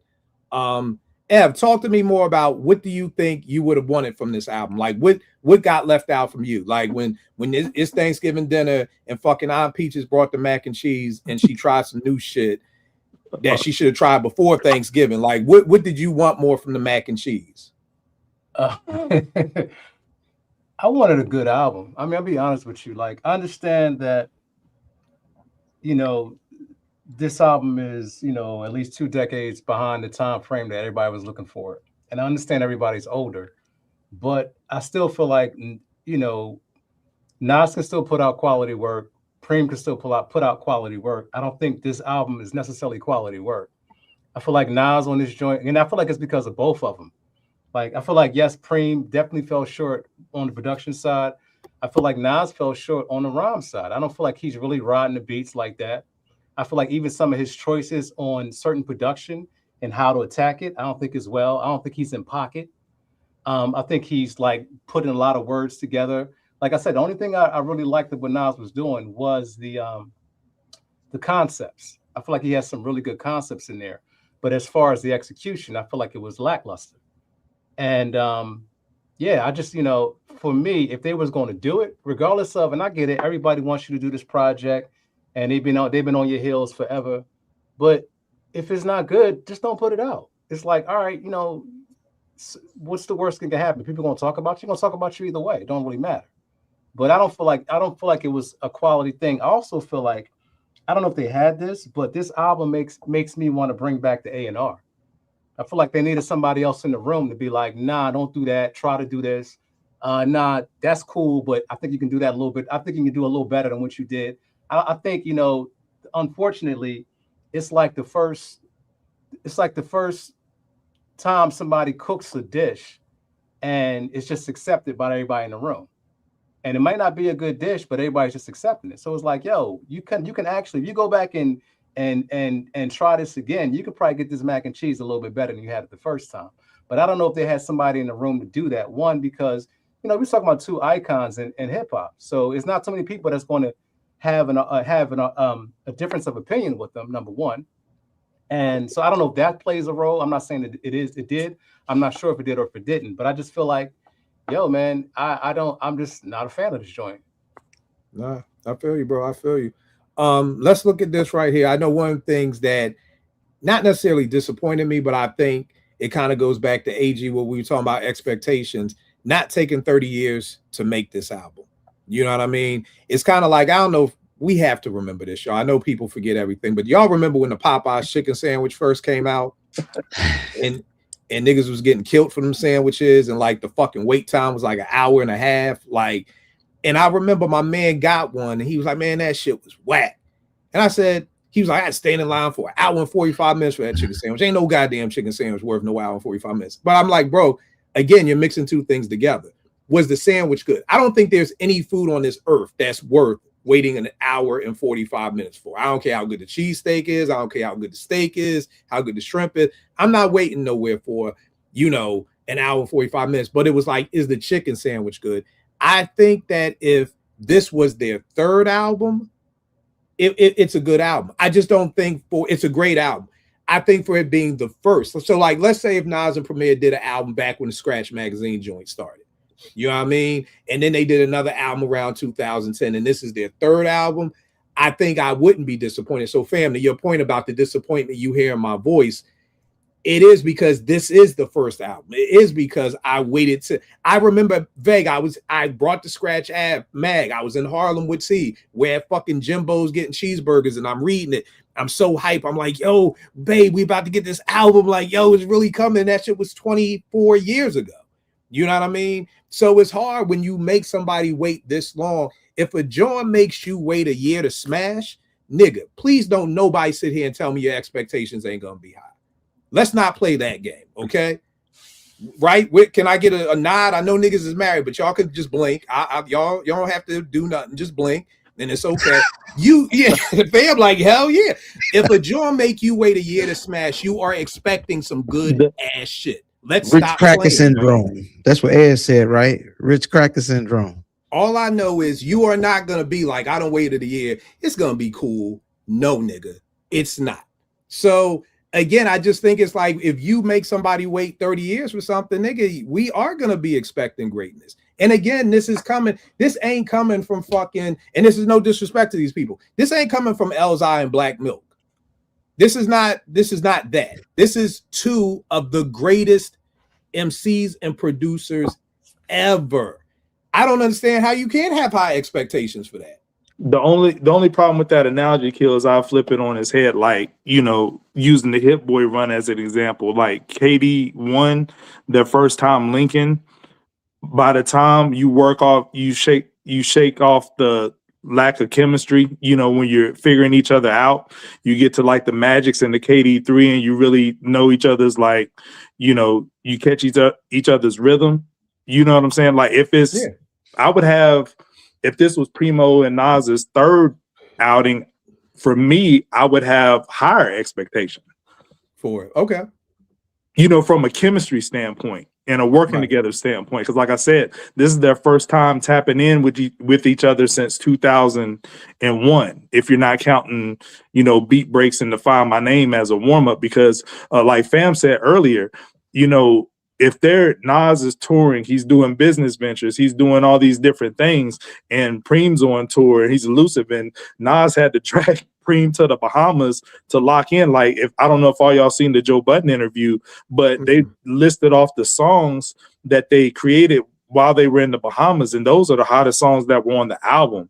So if that Bahamas tenure would have been a little bit longer, then we're for sure probably looking at a 5 mic classic across the board, like, you know, as far as everybody agreeing that it's a 5 mic classic, if they would have just got the chance to lock in a little bit longer. But I think that they were trying to meet the December deadline to be in line with the Legend Has It campaign, you know, on the release schedule or whatever. But, you know, as far as the chemistry goes, I think if they would have had more time, and, you know, as far as scheduling, if they had more cracks at it, I think, you know, I would expect more after 2 or 3 runs. But I think this should be a one-off. Yo, I'll say this. Can I just say this real quick? Yeah, you got it. I think we're giving them too many passes. Yeah, I think we're giving them way too many passes. I think it's okay to have expectations. I think if you have other groups, like, say, all right, I'm gonna take De La, for instance. You got Posdnuos, who can come out with an album, who can write incredibly, who's in pocket. If he can do it, everybody else can do it. So I don't know. Like, I get it. I understand there's things that happen behind the scenes that everybody doesn't know that contributes to how a project becomes to be what it is. But I think that goes back into, well, is it finished being cooked, Is it ready to be served, or do we need to take this thing back and make some adjustments and make some more changes to it? Because if you're gonna put it out, I can't give you something and tell you like, oh man, I painted your house, but man, my ladder broke, so this part is kind of fucked up, and then I was sleeping the other day and I was kind of high. So it's like I can give you all of that, but at the end of the day, the product that I'm serving you is either going to be quality or it's not going to be quality. So we That's saying my- it Would it wasn't. be fair? Oh, We saying it wasn't quality. Is that what we saying? I'm saying it wasn't quality. I don't know. I can't speak for anybody, but I'm saying What- I feel like it wasn't quality. well, to be fair, Paz and De La, they've been working on that album off and on since 2019. Yeah, but Nas been rhyming since 1980 something, and Primo's been producing since 1980 something. Like they're still craftsmen in what they do. So to be a craftsman in what you do, you should be, even if there's not synergy there, and if the tracks aren't complete, and if it's not where it should be, then take it back to the lab. Don't put it out yet. There's no, like, neither one of them is really needing no check from this album being out. So there's no reason to kind of rush the process. And I'll say this too. My thing with Nas dragging Preem to the Bahamas. Here's my thing. Nas has had Premier's fucking number since 1991, right? If Nas wanted some Premier beats, he could have got some Premier beats all these years, right? AG, right? Oh yeah. I He mean, could have got beats. he said it And- himself. They've been asking him for 30 years to do it. But He said he did, yeah. here's the thing. I wasn't calling you, my nigga. What does that tell you? Yeah, I mean, it's been on Nas to do it. Preem has been. No, Yeah. fam. No, fam. Here's the thing. You in Baltimore. When I said, yo, me and bro coming up to do cheesesteak show, fam, you should come out. Why'd I give you the invite? Because you my nigga. I fuck with you. I want to hang out with you. So Right. But if you wanted to have a straight lace show, you wasn't gonna call me, right? But if you wanted to have a funny, this nigga cracking jokes, I don't care about you and your pause jokes, bro. No, I but like no, you. what I I'm- just what wanted I'm you to saying come through. is- I didn't get you for the fucking comedy. No, I'm just but what I'm saying saying you a is- cool nigga. No, but what I'm saying is he's not gonna call Preem when he's working on, well, I kind of want to do the nasty Nasir Esco, whatever Nasir, record, yeah. like Esco, like I want to go make these Esco records. If he's going to make some Esco records, I don't think Preem whack, and that's not why I'm not calling him because he's Preem whack. I'm not calling Preem because I'm not calling Preem because I'm not making Preem records. I think that's more of what the non-call is. I don't think he's not getting a call because they think or niggas think Preem whack. Niggas just want to make different kind of records. Well, to So that you point, think- kill. Hold on for a second, AG. So the thing is you're making records, but Premier can't never. So Locomotive is an Esco record? Nope, not at all. That shit is boom bap to the core. There's a lot of boom bap on Life is Good. You want to know why Nas said Primo didn't make the record? Oh, I was going through a divorce and I was just hanging out with divorce producers, No ID, Salam Remy, fucking Swiss. So now a nigga got to get divorced to get on your album because there's boom bap on Life is Good. We're not going to sit here and act like Nas ain't done no boom bap since Stillmatic, since Second Childhood. He addressed this on the Joe Budden interview. Like, I mean, Joe, I'm sure Joe he did. asked him. Oh, Joe just asked him keep why in this mind too that didn't happen niggas be sooner. lying. Niggas be lying too. Let's keep that in mind. But Niggas he asked lie. him. Let's just. He- I well, know I'ma he tell you did. what he I'm sure said. he did, and I'm sure it may be a lie too. I just want to keep in mind that we all know niggas lie. We all of us know niggas lie. There are 3 people in each one of our lives, and it's 6 of us. That's 18 lying ass niggas. We know. So just because you interview somebody and Nas said, "Oh, this is the reason," he hit us don't with mean the it's J. the Cole fucking truth. man. Niggas He hit us lie. with the Like, J. yeah, Cole. that ass. Like, there are 18 lying ass niggas that we all know right now, and You Nas got to could be one of multiply them. by. So that's all I'm saying is just because a nigga said it, don't mean it's the truth. Watch this, everybody. I make $280,000 a year. No, the fuck I don't. I just lied, everybody. Guess what? I got 489 pairs of sneakers. I fucking just lied. Look at that. he 2 might got lies in them 8 sneakers. seconds. He might got So them. niggas lie. So, and again, I get it because you don't. Here's the thing, and when I do shows with Easy, I'll hit him up and I'm like, yo, do you want to be on this show? Because I know you're in you're kind of in the game. You're with terminology, you're with static. I don't want to ask questions that could put you in a predicament that could fuck up your music, because niggas are sensitive. If Easy got on and maybe he didn't name Static Selector as a top 5 producer, Static may get in his feelings and be like, nah, nigga, I don't fuck with you. So even with Trey Lee, I've had people pull me up like, yo, dog, I need you to kind of chill with the fuck shit you be saying on Twitter, bro. Like, I'm with these niggas, and like, if you want, no, I'm dead ass, true story. Like, niggas have said, like, yo, you want me to get these beats to these niggas, but you like kind of you always on your drum list rank. But I can't. That's me. Like, I'm good. If I don't sell no beat, I'm good. I'm good. I one thing is I can't be silenced. Now, if a nigga said, yo, Kill, Nas is here and you talk greasy, I can get you 8 beats to Nas. I'll shut up for Nas. There's a check with that. There's a check with that. For these drumless motherfuckers, there ain't no check. These niggas don't. Your favorite rapper don't want to pay for beats. Trust me. Trust me. Your favorite rapper. So again, I get it that you can't say, Nas can't come out and say like, yo, I just don't like Premier's beats like that. You can't. I mean, when I say it, I'm the devil. People call me the fucking worst thing ever if I say, yo, I'm not feeling the beat. So you can't publicly come out and say, I've said that, me and that was talking. You think Kobe Bryant didn't think at his peak he was better than Michael Jordan? He's not going to say that shit in an interview because you can't shit on Mike, but turn off the mics and that motherfucker be like, I'll bust Mike's ass. Fuck you talking about. Stop talking dumb to me. So when the mics are off, you get one thing. When the mics are on, you get another thing. So I'm just saying, I just don't think it's a coincidence that we haven't had. When did Stillmatic come out? Second Childhood? When was that? 2001, right? 2001. We ain't heard a Nas and Premier beat for what, 24 years? But Nas busy. He got a casino. But he found time to go to LA and do 6 albums in 3 years with Hit Boy. Look at God. Look at God. Look at how God works. Come on, y'all. He's not obligated to do songs with Primo. Like, he's not obligated, but if the shit is dope, wouldn't you want to be? But I'm saying, like, are you saying that?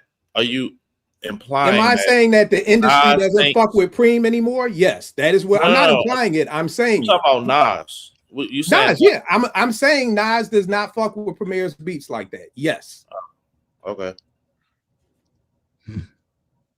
But he fucks with No ID. He fucks with Hit Boy. He fucks with all these other people. Why wouldn't you call Premier? Everybody loves them two together. Everybody wants them together.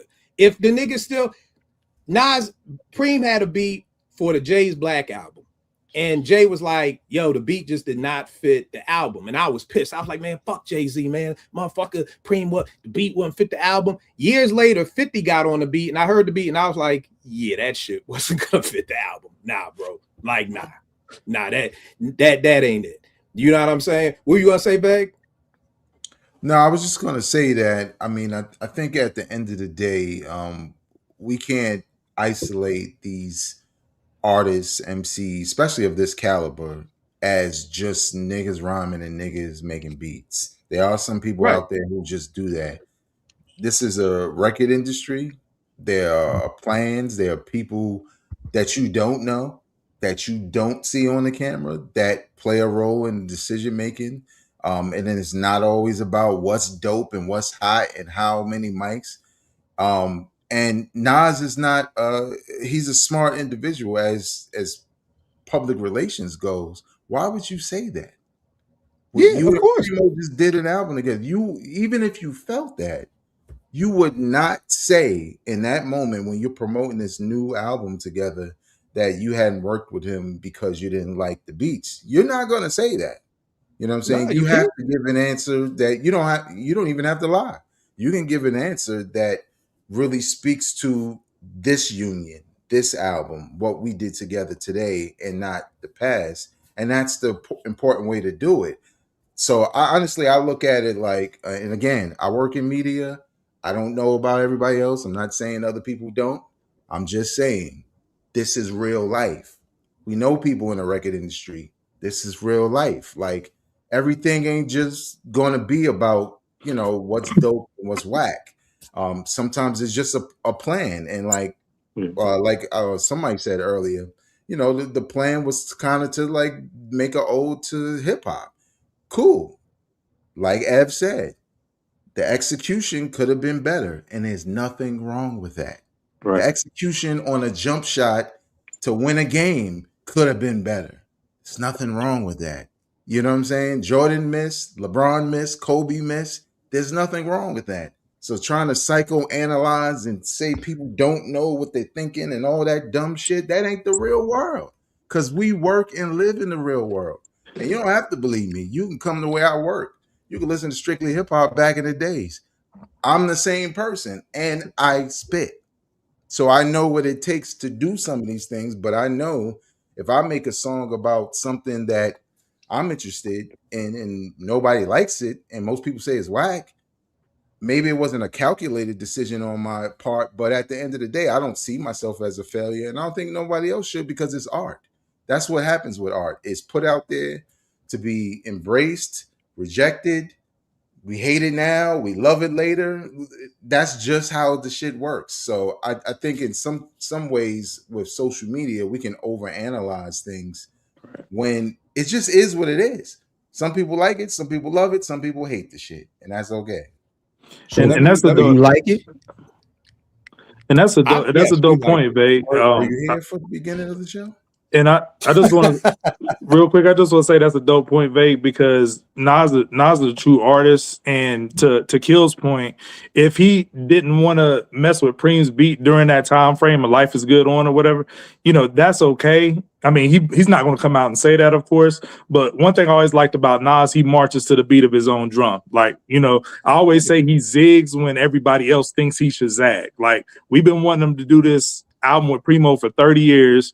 And he finally got around to it, and he's did albums with Kanye and Hit Boy, 6 albums with Hit Boy in between. And we finally pressured them in to do it. And, glad it's finally here. We finally got it. Just like Detox, we never thought we was going to see it. We've been asking for the joint album with AZ, something that might be on the horizon still, because AZ tweeted that collab was just an appetizer. But we've been asking for that for years. And then out of nowhere, we got a collab album with Damian Marley, like, out of left field, which was a super dope album in my opinion. So it's like, he does things that like moves him versus what everybody else or wants or expects of him, what I'm saying, as a true artist should. So if he wasn't feeling the premiere album during that 30-year time frame that we thought that he should have did it, then my hat's off to him. He did it when the time was right for him. So yeah, it's funny to my man Nick. Shout out to Nick. F saying Nas gave us this album like Martin proposed to Gina. Here's the Primo album, damn. And that's exactly how I feel. I feel like that's what the fuck happened. I felt like Nas was like, yo, all the shit I'm doing for hip hop and all y'all niggas is fixated on is a goddamn album with Primo. Fuck it, I'll do it. Let's do this shit. Let's do it. Because all these years he didn't want to do. And life is at 51, y'all, if there's something I've learned, life is simple addition and subtraction. In your 30s, you want to make it long algebra. In your 40s, it starts dumbing down to algebra 1. By the time you get in your 50s, it's just 1 + 1 = 2. If you want a beat from somebody and they got some shit, you gonna call them. To me, you gonna call them. If I know Vay got a dope 16, I'm calling that nigga. Yeah. If Rel got a dope 16, I'm calling that nigga. Now, and again, where I think not all of us, but I think most people can agree that Premier's output is not the same as what it was 10 years ago, 20 years ago. That's fair. So if that's fair, it's kind of like, Ev, do you remember back in Philly? I don't know how it was in other places. In high school, you take a shorty to Red Lobster, you might as well marry her. If you come back on Monday and it's like, yo, we went to Red Lobster, girl, that nigga love you. Like, That was the shit. Try to take a girl to Red Lobster right now. I double dog dare y'all niggas. Yep. Take a girl to Red Lobster on the first goddamn date and watch what the fuck happens. Watch if your ass ain't blown up on IG. Watch. I remember before this whole Cheesecake Factory shit happened on social media, the Cheesecake Factory was the shit. It was the shit. Then the girl got up there and said, they're going to take me to Cheesecake Factory. Now nobody want to go to Cheesecake Factory. Shit crazy. It's like Jay-Z. What's the difference from 4.0 to 4.6? 40 grand cocksucker. Now nobody wants the 4.0 range no more. Like, so that's all I'm saying is that his beats they've come down a level. Do I think they're whack? Hell no. They're not whack at all. But when we see LeBron and those players start up to put up pedestrian numbers, it's like a reminder, like, damn, like this may be coming to an end. And again, there's nothing wrong with that. I'm not dissing Premier. I'm not saying he's trash. I'm just saying that this is not half and half. This is not the actual by All City. These beats are not that. They're just not. So I'm not mad at Nas. If you want this and he's giving you this, why would I be mad at that? If you come to me to get your car detailed and I was doing a good job and I stopped doing a good job, I mean, maybe you keep coming to me because you my man, but you may eventually be like, nah, like I need to get it better work done.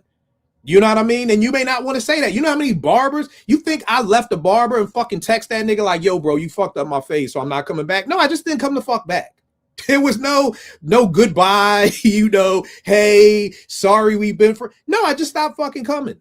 You know what I mean? Like most of the times when we leave spaces, when I've left the church, I never sent the pastor a fucking kite like, yo, my nigga, I didn't really like that sermon about tithing, so I'm out. No, I just stopped coming. What you gonna say, AG? But this is Premier's production is kind of taking on a life and a narrative of its own. So if it's that much of a letdown, do you think if it's that much to overshadow what Nas is doing lyrically on his own album? Here's the thing. I think, and again, I'm not an MC, so I think from what I heard, Nas is fine on it. I don't have no beef with Nas on this album. I don't have no beef. Now, the songs leading up to this album, I was worried about. That shit that was on Premier's little 5-song EP and the other one, My Name or whatever that shit was, it just didn't sound like Nas wanted to be there. It just sounded like, let me just do this shit because hip hop, y'all want this shit. Y'all won't. I gave y'all 6 albums in 3 years at 50. I done fucking brought a casino to Queens. I done gave $1 million to the hip hop museum. And all you fuckers can talk about is where's the fucking Premier album. You know where it is? It's right here, nigga. Now leave me the fuck alone. So now you feel like this was just like a box check, like he was just checking a box? I personally do. And I could be 100% wrong. I could be 100% wrong. Keep in mind, like Bank said, I don't know shit. I'm just telling you what it felt like to me. When I heard that joint, what was the thing called? What's My Name Is? Or Define My Name. Define My Name. When I heard that, I did not hear the hunger. Did y'all see the video of when Nas heard the beat to Speechless?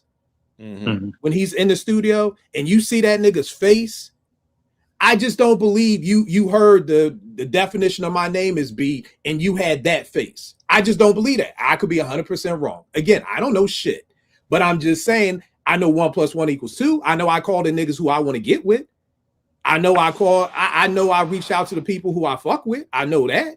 And the people who I don't reach out to, I've never had a conversation say, hey, yo, hey, Ev, you know what? Me and you aren't friends anymore because we just stopped calling each other. You know what I mean? I don't send kites to niggas to be like giving you the FYI of why we're not cool. Nigga, I can show you why we ain't cool without me showing you we ain't cool. It ain't that hard to tell. Hey, So, Kill. Yo, Hey, what's up, fam?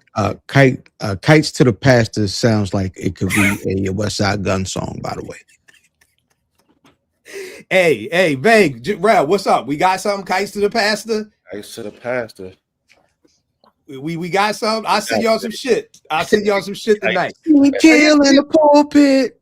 But here's the cool thing, y'all. At the end of the day, wonderful conversation. Again, I like the album AG. I'm going to keep listening to it for at least another week and a half. I go to Vegas next week. I'm still tapping in because of your challenge.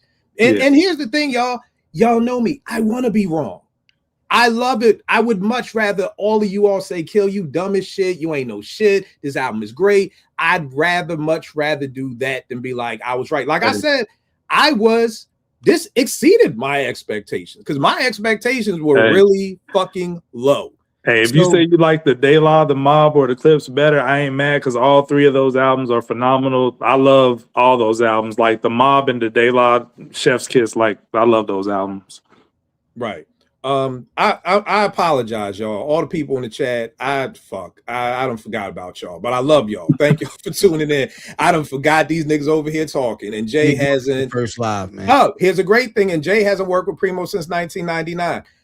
I've heard that's because of that Primo said Nas won the battle, and I think Jay got in his feelings, and that was that. Nice. Or it very well could have been, like I said, if I don't know what it is, just Google. He was supposed to produce the Black album, I heard. the whole Right. thing initially. Just Google Premier 50 Cent Jay-Z Black album beat, and the beat should come up. Listen to the beat, and you tell me if that beat would have fit into what was on the Black album. You know what I mean? So again, I just think, again, it's just I think Just Blaze, in my opinion, kind of knocked Premier kind of out the box in the early 2000s, because in the 90s, especially late 90s, when it was like, hey, we doing all this radio shit, but we need that one street banger. Who do you call? Premier. Like, that was just the go-to person. You call Premier. By 2000, that became Just Blaze. Fat Joe would do all his Miami shit, but it'd be like, yo, I need a banger for the hood. Like, just kind of like nudged Primo out the way, and Ye kind of did the same to Kanye kind of did the same to Pete. Kanye was kind of made, when you look at Kanye and Just, you're kind of seeing the next evolution of Pete and Premier. You know what I mean? So it was kind of like, at that moment, and guess what? Premier, and I love this for him. He didn't jump into the sped up chipmunk soul shit. He could have, but he didn't, which was a good thing. Like, stay in your lane, do your chops. But I just wonder, did we just get tired of the chops? The chops were good from like 94 to maybe 2001. I know a lot of people who didn't like The Owners. I thought The Owners was a good album. I thought it was a great album. I gave it like 4.5 mics, but most people were like, yo, that shit was whack. I'm like, damn, whack? Like, Skills wasn't mass appeal, but goddamn, I don't think Skills are Right Where You Stand or. Oh my gosh, these are great records. Yo, yeah, but a lot of people, but this is what I'm just saying, that going back to that was 2003? Going back to The Owners, people were saying Premier fell off. So this whole Premier fell off is not some new fucking psychological movie twist that just started last Friday. It's been here. Niggas have been saying Premier's beats don't sound the same. You know what I'm saying? Here's the thing. What's up? Hold up. You gotta let Rel get in here, man. His face been like that. For like 30 minutes. My bad, bro. Go ahead, bro. You throwing me with this black and yellow, man. You look like a Steelers fan, man. You hurt me out here. You got that green light in the background. I see the green coach light. at Wise. That's our colors. We had a game today. My bad. Right. I was like, damn, you coming in here looking like a Mike Tomlin fan, man. You scaring me, man. No, we had a game, so that's our colors. Y'all won by 50 again? 35. Oh, okay. Damn. Vay, how put me? Yeah. So I'm just saying, this was from what I heard from everybody, this was like one of the better conversations I heard, because I was seeing like some ridiculous stuff online, man. This has been pissing me off, man. Like, people just be saying, like, on both sides, like, you know what I'm saying? It ain't just the people that's like saying it's 5 mics and talking about the people that don't. It's both sides, and it's like, come on, man. Like, if like Ev don't like it, right? I'm not gonna be like, yo, Ev don't know what the fuck he talking about. He don't like it. He don't like it. That's him. Like, you know what I'm saying? I've always wondered, why do people care? Why do people care so much? If you don't like the album, cool. You don't. The most you may get out of me is, well, what didn't you like? But other than that, nigga, I don't like fucking carrots. Guess what? I'm not hating on carrots. I don't want to fucking die early death. I just don't fucking like carrots. Bro, I don't like you know carrots. what? See what I mean? But the thing is that the same way we respect people with food, I just wish we could respect the same people with music. Bro, we do a cheesesteak show. If I go to somebody and be like, yo, you want cheesesteak? Nah, I don't eat meat. The most I may do is be like, oh, damn, how long haven't you eaten meat? But I ain't going to be like, oh, man, this nut-ass nigga don't eat no meat. Bro, look at this dickhead over here. Nigga don't eat meat. Like, what the fuck? This nigga don't like food if you don't like meat. It's just, you just respect it. It's like, oh, okay, my bad, you don't eat meat. Okay, well, cool. Come get some cheese fries or something like that. But when it comes to music, it's like you don't know shit. Like, that's how we set the show off, because it was like, if you don't like this album, then you don't like hip-hop. And like you said, it's both sides. I've seen people saying, if you like this album, you don't know shit. I've seen people who love the album say, if you don't like the album, you don't know shit. And it's like, can it just be people don't? It's okay. Yeah. It's okay. Here's the cool part. I love the fact that we all probably like different songs. Here's the crazy part, y'all. I actually like the fucking New York State of Mind Part 3. I like it. Plot twist. Like I do. Like I did not think I was gonna like it, but I hate when Nas does the it's like I'm a gun. Hey, play that Billy Joel. Just play the goddamn beat. Just we don't need the precursor of hey, it's like I'm a gun, everybody. Hint, hint. This song is about me being a gun, and you don't just do the song. Like, but I mean, I don't love it, but I don't hate it. But then I know Vague doesn't like it. But then I don't like Madman. And I know other people who love Madman. Like people are like, that's the best song on the album. And I'm like, you know, and I love Writers, even though he used the breakbeat and the pause tapes. And I can't do the female MCs. I just can't get into that beat. Love what he did, but I just don't like the sample. But at the end of the day, I think it's a good album. Prayerfully, people, I appreciate people rocking with us in the chat. We'll do more of these. Ilfam, thank you for telling me to do this shit because I had no idea how to do this shit. So I appreciate you for that. You know what I mean? Rel, where can they get at you? Where can we go see a game? When are we getting another song? What is going on with you, bro? Uptown Rel 215 on Instagram, JBent 215 on Twitter. I sent out the schedule, man. You want to come catch us? You know, I coach girls at Wise High School. After about a 4-year hiatus, and then I coach football as well. So I went straight from football into basketball, which, you know, no joke. So yeah, but I'm, you know, that's what we do. You know what I mean? You know, help people. You know what I mean? So that's a beautiful thing, bro. That's a beautiful thing. Before I get to Ilfam, here's the thing. Nas has 2 more boxes to check: the Firm Reunion and the Cormega and the AZ project. What do y'all think about that? I'll take the AZ. Give me the AZ project.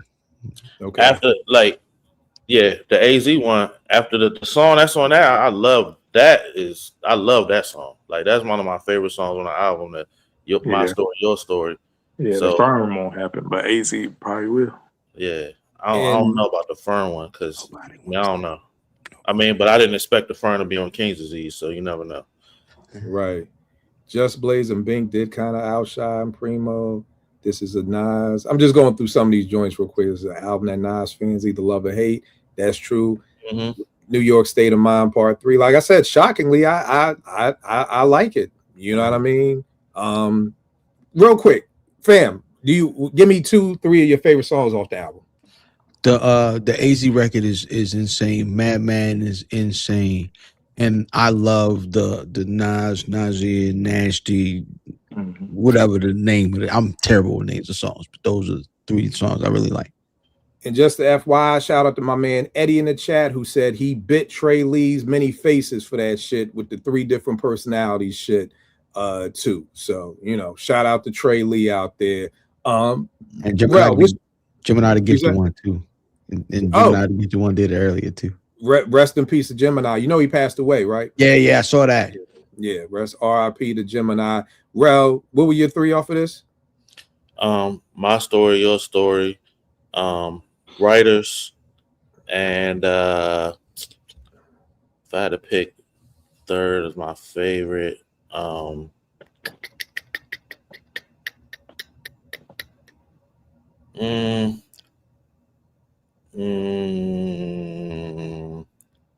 that's a tough one, man. That's a tough one. I'll say New York State of Mind Part 3 because I like it too. You know what I'm saying? Right. So that'll be my 3rd one. No doubt. Vague, where can they? Well, what are your top 3 joints off the album, and then where can they get at you? Everything you got going on, you know. Vague, you still there? I think he's Vague, muted. frozen. Oh, frozen. Am I good? You there, Vague? Yeah, you there. Top 3. Well, let me turn this Nick game off. Go Knicks. Because I think that's what's doing it. But yeah, top 3 for me is I like the joint It's Time a lot, and I like the Nasty Esco Nasir joint. But again, you know, it's brand new. Up like I think he froze. Yeah, he froze. All right. AG, what about you? What's your top 3? Top 3, I'd say Nas talking the shit out here. I think he too humble a lot of times. You know what I'm saying? I like he talking the shit on this album. I got Nasty, Esco Nazir, Madman, and probably Get Ready. I think Get Ready is a vibe. I really like that joint.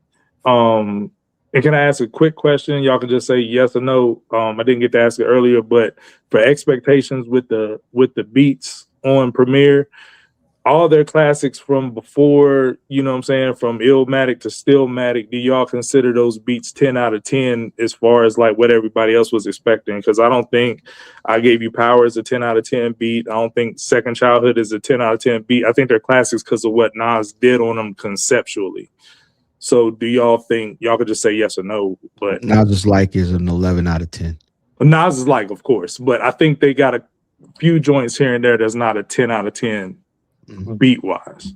Yeah, they I mean, it's hard because you're like asking for a lot of. I mean, if I had to say the answer, then yes. Like there are. I agree with you. I Gave You Power to me is not a 10 out of 10 beat. It's a good beat, and I think Nas really pushes it over the top. I think if he gave that same beat to Screwball or Black Poet, and again, this is no knock to Screwball. I'm not.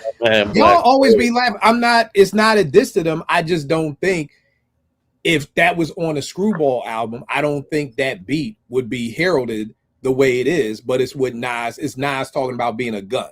So right. I think that's it. But I think for the most part, I mean, when I heard Second Childhood, I was like, thank God Preem is back. Like, I love that beat. You know what I mean? So for me, yes, all the Nas Premiere hookups, New York State of Mind, fucking Memory Lane, Represent, I Gave You Power, and Second Childhood, Nas is Like, and New York State of Mind Part 2. Yeah, I would Come say Get Me, maybe not. Oh yeah, I forgot about that one. Oh yeah. Yeah. So I'm just saying that for expectation wise, you know what I'm saying? Everything they hadn't put out prior is not 10 out of 10. That's what I'm saying. So right. But I think the thing is too is that it's not just what Nas is bringing to the table. It's Premier. Like I'm looking at this not as just what he's done with Nas, but who Premier is as an individual. Gotcha. You know what I mean? So even if he never worked with Nas, you know, keep in mind it's like Pete only worked with Nas once, right? On an official release. I know he did some stuff on the Lost Tapes too. But yeah. Pete Rock has only done The World Is Yours for Nas. So in Nas's 30-year career, he's only done one for Nas. But if we found out tomorrow Nas and Pete Rock were making an album, my expectations are sky high. Not based off of what they did before, but because Pete Rock is this and because Nas is this. I got you. You know what I mean? Yeah. So it's not about what they did together. It's just about, again, you're one of the GOATs. You are, and again, that's the gift and the curse. It's the gift and the curse of when you are that great, people expect greatness from you. And it's a hard, I can only imagine it's a hard burden to carry. But it comes with being great. I'm sure being Michael Jordan was not easy. I just got finished reading Steph Curry's book. If y'all knew what the fuck this nigga does every day to be able to do what he does in the game, it's insanity on a whole nother fucking level. Like, it's stupid. And it's a great book to read too. Great motivational book too. But reading that book with greatness, you've got to keep that up. But AG, tell me where they can get at you, all that good stuff. Adriel Green on Twitter, Stoop Stories Podcast. That's about it. All right, Stoop Stories. Where can we? Is YouTube? Just go to your Twitter and it's a link. Yeah, about you know what I'm saying about the relaunch, pick back up. Look for that. You know what I'm saying. So all right, no doubt. Ev, my brother, where can they get you out there in LA? What's going on, bro? You can get at me at Ev Asis, ASIS, or at 7 Names on Instagram. I'm glad you didn't ask me my 3 favorite songs because I don't like this album. I don't like it. That's like asking me my 3 favorite things about okra. I don't like okra, so I don't have it. Again, it's not trash. It's this not nigga trash, made me get up and walk away. It ain't. You know, it's not that. Yo, man. But to a point that y'all were talking about earlier, one of the good things about having a podcast like this is that we can come together and we can agree to disagree. You know what I mean? Everybody can come with their own opinions, and it doesn't mean that one person is more aware or less aware. It's just like, yo, we all coming from different backgrounds, different things that we dig and we don't dig. So the fact that we can come together and build on it is dope. Yeah. And I appreciate everybody coming in for this because this is what I wanted to show. I wanted this to be like this is how you can have a discussion. I tell people every day, I'm not on Twitter to debate because I don't want to change your mind. If you love the album and I hate the album, here's the thing with me that makes me different, I think. I'm glad people love the album. I'm not a Cormega fan at all. But I'm glad that this man, as a black man, can get paid and feed his family by doing something he loves. I'm happy for that nigga. Like, I don't want everybody to be like, oh, Kill don't like Cormega. Oh, I don't like Cormega either. No, like, support that man. Like, that's the bigger thing. My goal is never for people to follow me. Follow hip hop, follow the culture. So I don't get mad when people don't like the shit I like or like the shit I don't like. Like, that's what keeps the culture going. It would be boring as fuck for us to all sit up here and all be like saying the same shit. It would be boring. That would be whack as hell. So instead of arguing with people about it, why don't we accept the differences that we see and have a great conversation around it? This was a great conversation. I thought it was going to last an hour, lasted 2 hours. Great people over here in the live stream. So again, I just think that this is what we should be doing. We got to stop. Ev and Rel, I told him my new thing is I'm adjusting crowns this year. You know, and what that is, I'm checking niggas because niggas sound stupid, Rel. Like you said, oh, if you don't like this, you don't like hip hop. Nigga, you sound like one of my third graders. Use your big boy words. Come on, let me adjust your crown. Nigga, find some more words to use. Okay. Okay, you don't like the album, why not? Oh, you didn't like Nas, he wasn't in pocket. Okay, cool. I disagree. But yo, keep doing you. Keep it moving. We adjusting crowns. I don't want grown black men with wives and children to be sounding this fucking stupid every day. We are adjusting crowns. That's what I'm calling it this year. What's up, Ralph? One thing, I had to get this off my chest. One thing that bothered me, right? He made a song about the female MCs, and then niggas is online like, oh, he didn't mention MC Lovely D from back when I'm like, God damn, like, did you make a song about it? You know what I'm saying? He said, if I did not name you, I still love you. Like, yeah. And he literally named like 1,000 female MCs. That's the crazy Right. thing. He named like 1,000 MCs in that Yeah. song. I ain't gonna lie. If the nigga wouldn't have said like Jean Grey, I probably would have been pissed off though. Hey, maybe, but he ain't named Dimples D. So, but again, it's one of those things where you can't please everybody. You can't win for losing. But here's the thing, y'all. Discussions. We no more East Coast bias. If somebody says they don't love Ice Cube, it don't mean they East Coast bias. If somebody says they don't like something, the quote comment, if I don't like it, I don't like it. Don't mean that I'm hating. We got to stop using these three. You don't know shit if you don't like fill in the blank, East Coast bias, and you a hater. Stop using those three words. Fucking read a book. And here, if you don't know what book to read, look how easy this is. This is a book you should all buy. No Half Stepping by Paradise Gray. It's about the Latin Quarters Club. If you don't know shit about Latin Quarters, don't tweet at me anything. Just ask me questions. Don't ever fucking make a statement. Just fucking tweet me shit with a question mark at the end if you don't know about Latin Quarters. Buy this book. Once you read it, then you can start fucking tweeting at me and ending it with a fucking period. It's that simple, y'all. Did I get everybody, fam? Ill fam, you gotta do your black wrestling. Yeah. IlFam79 on your social media choice at Black Wrestling every 8:35 live every Thursday night if you in the YouTube space already, just click on over there and we are talking very, very crazy. If you don't like wrestling, the first half hour, 45 minutes, there is no wrestling. We just talking really, really crazy. So yeah, man, go see me over there. And if I told y'all that the best cheesesteak I ever had was in Maryland. Was it Maryland? I thought I was free to my opinion. But you know that it wasn't. I took you to John's and Angelo's, so we all know that's a lie from the pit of hell. We I got video footage. I got video footage of y'all eating them cheesesteaks and giving it 5 mics, man. It was quiet. It was silent, man. Good. Yeah. I saw it. You had mayonnaise and steak all in your beard. You was quiet. I seen it. Yeah, he was enjoying it. I seen it. Well, we coming. Frank's Pizza. As soon as I get with Gadget, we coming. Real quick, Ev, we still got this joint out here. You know, Profit the joint. You know what I mean? The Order of the Lyricist. This is an EP that Ev put together. Very, very, very dope album. I produced the track on here. Everything else produced by Ev. Are these still available, Ev? Can they still cop these? Well, I don't know if y'all know. I was part of the Eaton Canyon fires. So man. most of the stuff that I have left is in storage in Jersey, and I'm in Cali right now. So there are albums available. I just can't get my hands on them yet. Okay. But when we get them back up, y'all gotta check that out. Kill 889, Twitter, IG. Again, we're adjusting crowns this year. Black men, we need to be, and check me too. If I say some dumbass shit, check me. Be like, Vegas has checked me plenty of times. One time I was going off about Prodigy, Vegas text me like, nigga, stop. And I was like, all right, bro, my bad. Like, let me stop. Like, literally, like, check me. Like, if I'm wilding, yo, adjust my crown. Like, Greg was like, just stop, Kill. Just stop. He's dead. Like, leave it alone. I was like, God dang. they was talking about the book. It's that goddamn book. So yeah. So for all the people who tuned in, I appreciate y'all. I will check y'all next week, good peoples. Yo, that was dope, fam.